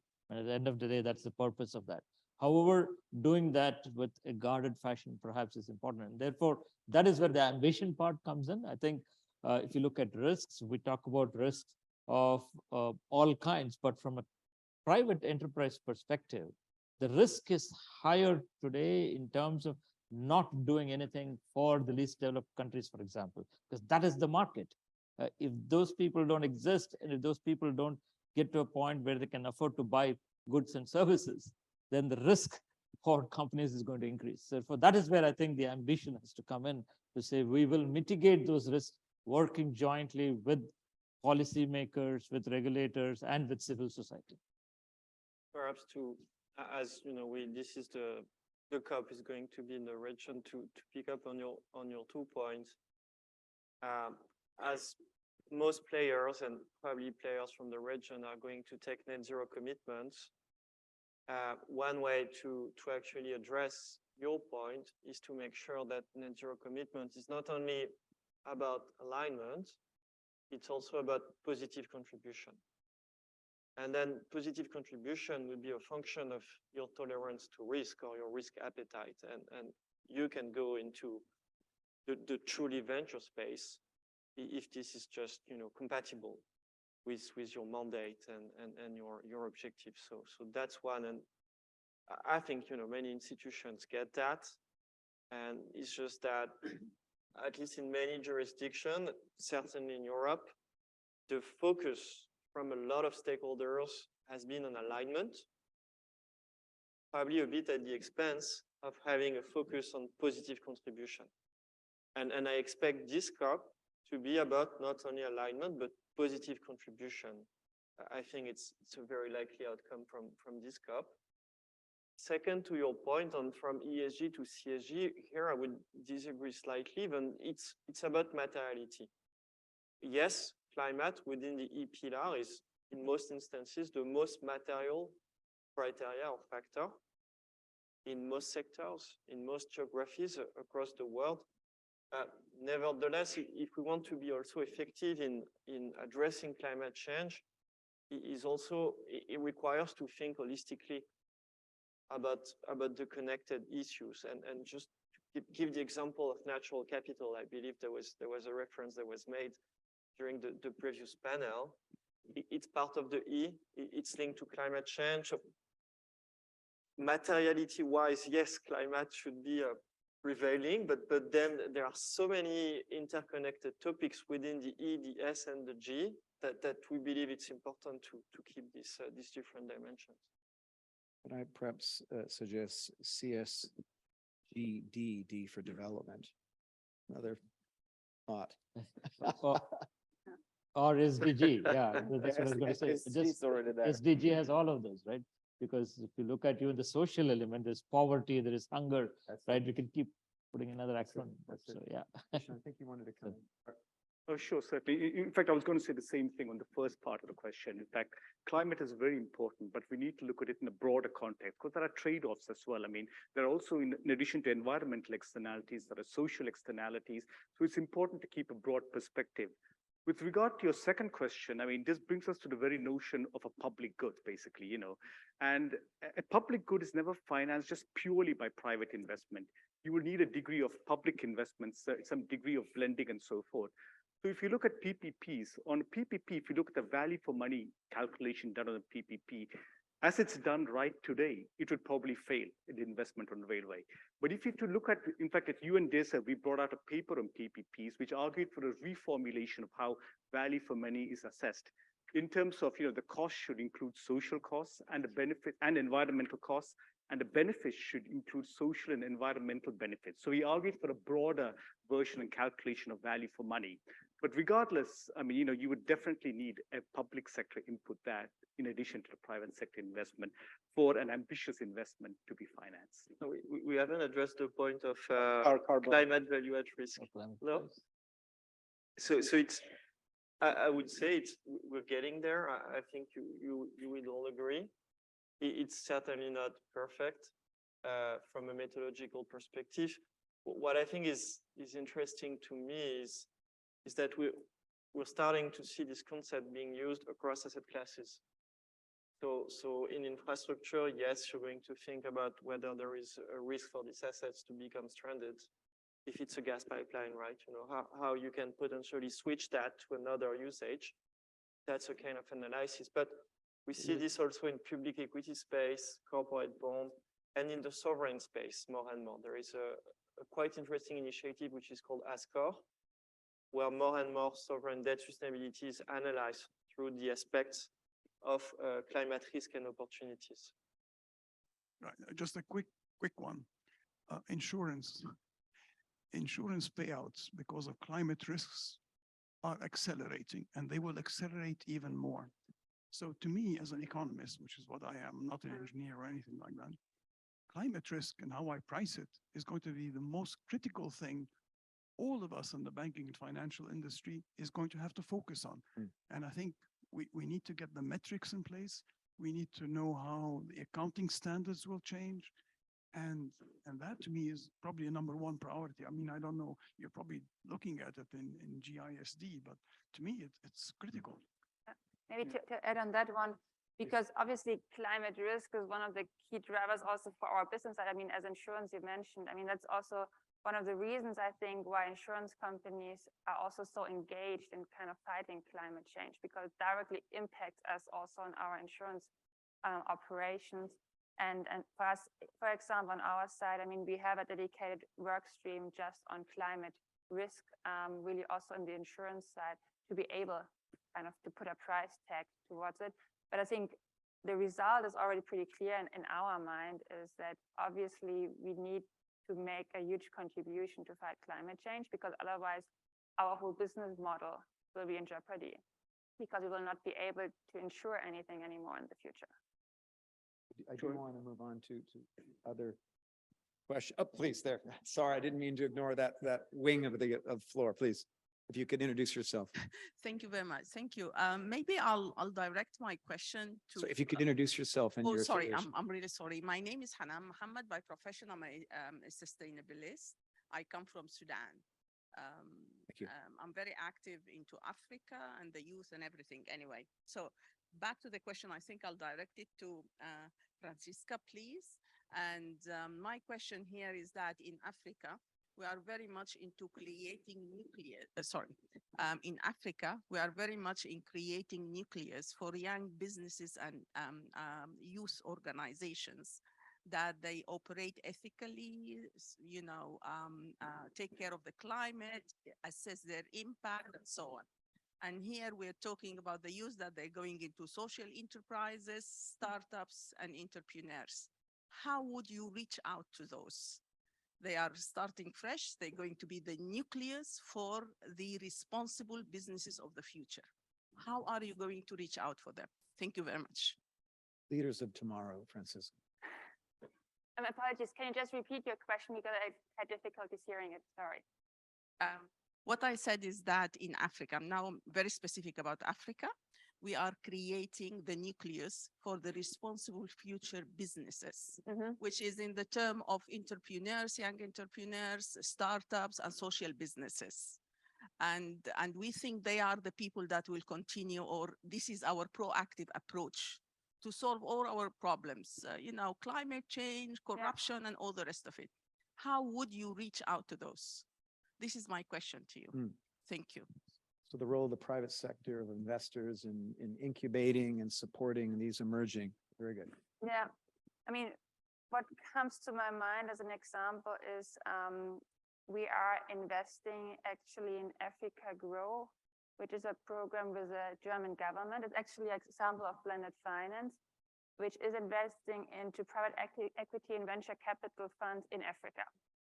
And part of this investment, we actually also have a technical assistance facility, which is working with entrepreneurs in Africa in how to develop their startups to be eligible then for these venture capital startup funds. So I think we just need more of that, because I think in the end, it's about, again, the pipeline of investable projects of companies we can have. So I think really kind of addressing this directly with them and really going into these countries, having these events. And I know some of our asset managers was already supporting them on these elements. Would be something I could imagine could be done more in a way, because just thinking of, I mean, we're currently thinking about if we could maybe upsize our commitment or commit like in the second version of it. But obviously we would also need to be sure that there is, sufficient pipeline to invest in. And this is all coming actually from entrepreneurs at the very end. I mean, we are not a project developer, we are an investor. So we really rely heavily on kind of the human capital in these countries to come up with ideas we are able to invest in. So this would be like the one idea coming to my mind. Should I see your finger with? Oh, yes, that's right. In fact, this relates to an extremely important issue. It's about, and if you recall when I spoke firstly about how the investment ecosystem varies, I mean, one important variance is in the degree of smaller entrepreneurs, smaller enterprises, and so forth. And one of the biggest challenges that they face really is access to finance. And here really, one of the solutions also relates to banking finance also, because banks face very high transactions costs in some terms of lending to these entrepreneurs, including socially responsible entrepreneurs and a whole range of them. So how do you sort of address this? How do you reduce the transactions costs? And one of the biggest costs relates to information. I mean, so people talk about credit information bureaus and factors such as that. But at the same time, there's also training, which Francisca mentioned. I mean, having training programs and meeting these things from both ends. But there effectively is what's called a missing middle, which is where, I mean, those particular entrepreneurs who don't qualify for microfinance, but, aren't large enough for banks to lend to. And it's tackling that missing middle, which is quite key. I think it's a good example of the need of efficient intermediaries, because, I mean, this is a great example, but don't expect, generally speaking, to have pension funds from Sweden investing directly in Sudan. That's not going to happen.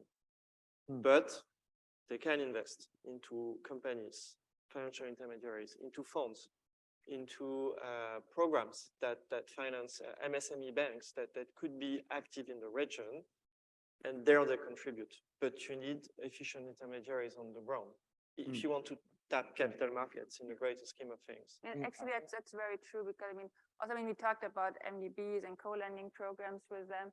And I think they are actually active in lending to financial institutions in the specific regions. And I mean, we are also active in actually co-lending with them. Interesting. And what we really like about it is that they're really like the intermediaries. kind of access opportunities which are like too small in scale for us to normally access to, and also the deployment speed is also something we really like about, because we talked about infrastructure. We have very long lead times, so we're actually able to deploy our capital. If we directly lend to financial institutions, we can actually put our money very quickly to work and see impact much faster. So I think both is important, but I think that's one element we actually like a lot about that. I mean, I would note as well that in some economies, small enterprise represents 80% of employment. And we often forget the important role of SMEs with respect to the SDG agenda. As investors, I think we have more responsibility in that regard. Did you want to come in on this point? No, I mean, Timothy just said it. We can't expect Swedish asset managers to directly invest, except if it's a listed company or that type of environment. But we do work with venture capital firms and different foundations which we finance and partner with. And Norrhem Foundation, which is one of the largest foundations in Sweden, just opened up a hub in Kigali. So as a Kigali hub, so it's one of the largest hubs from a venture capital perspective, supporting entrepreneurship. So that's how we can work. We can't work directly because we don't have the knowledge. And one other thing that you can do, because as you correctly mentioned, they represent 80% of employment, is creating those linkages between smaller enterprises and the larger enterprises, including larger transnational corporations, developing those linkages between them, because they're often the suppliers for larger corporations. And you have an effective small enterprise sector, you're also more likely to attract investment from the larger enterprises and greater employment. Great. Please. Yes.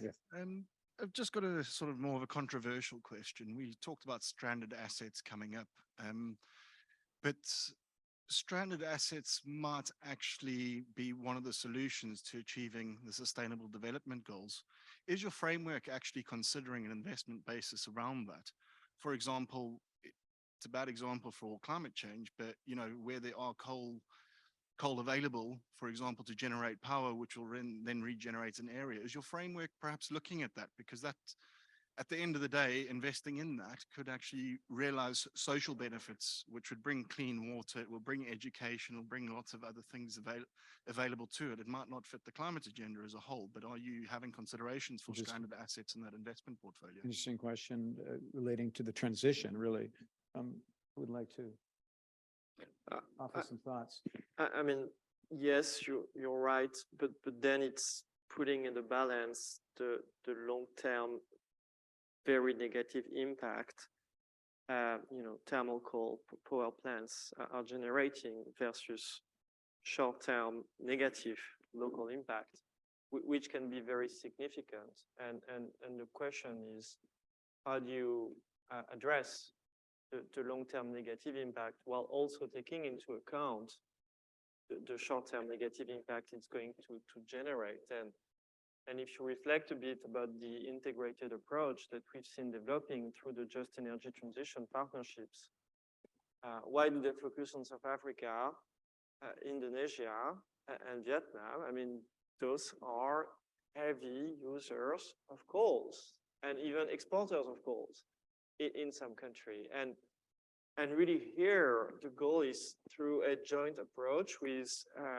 commercial banks, investors, but also, of course, DFIs and MDBs and ODA to address the two. So to try to solve the very long-term issue of climate change, but also accompanying the country, the province, the local population in that transition, which is hard and that needs to be just.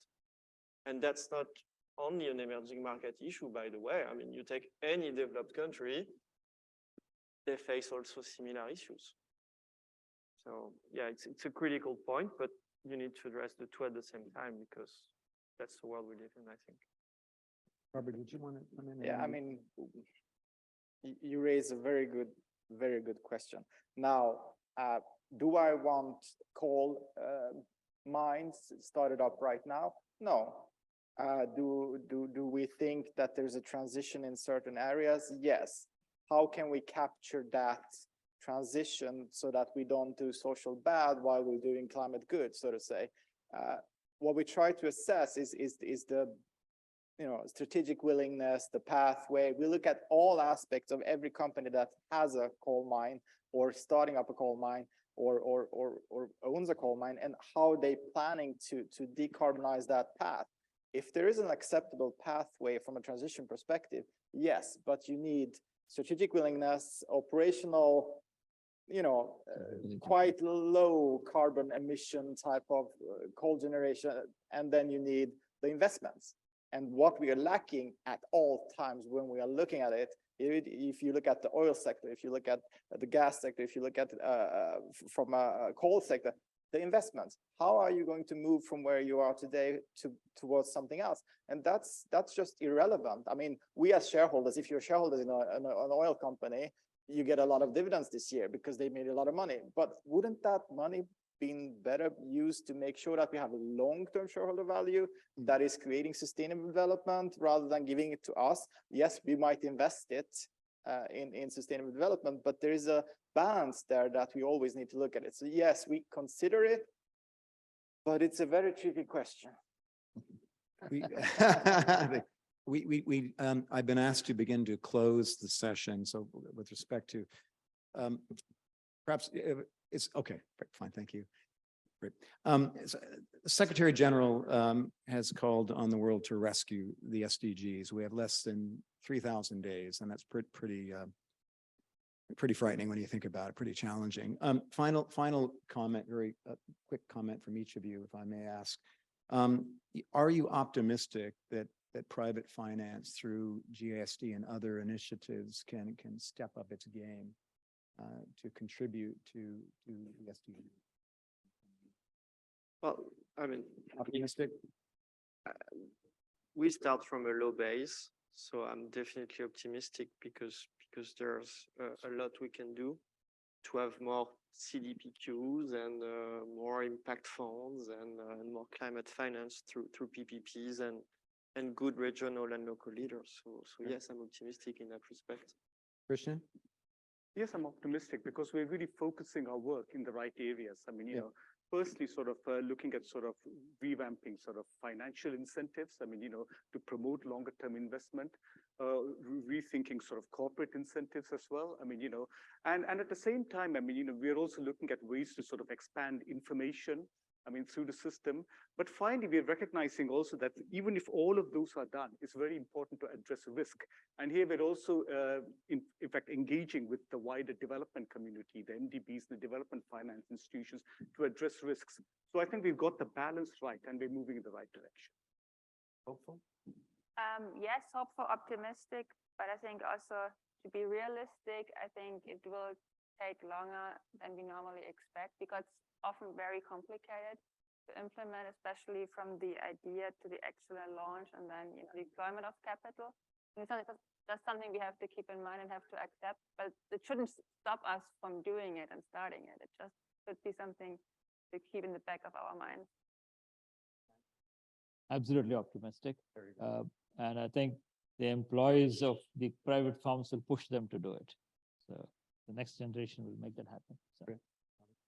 I'm going to keep it short. I'm a cynical optimist. So I'm in agreement with it's going to take longer, but we will get there. But we need to be cynical and we need to hold people accountable.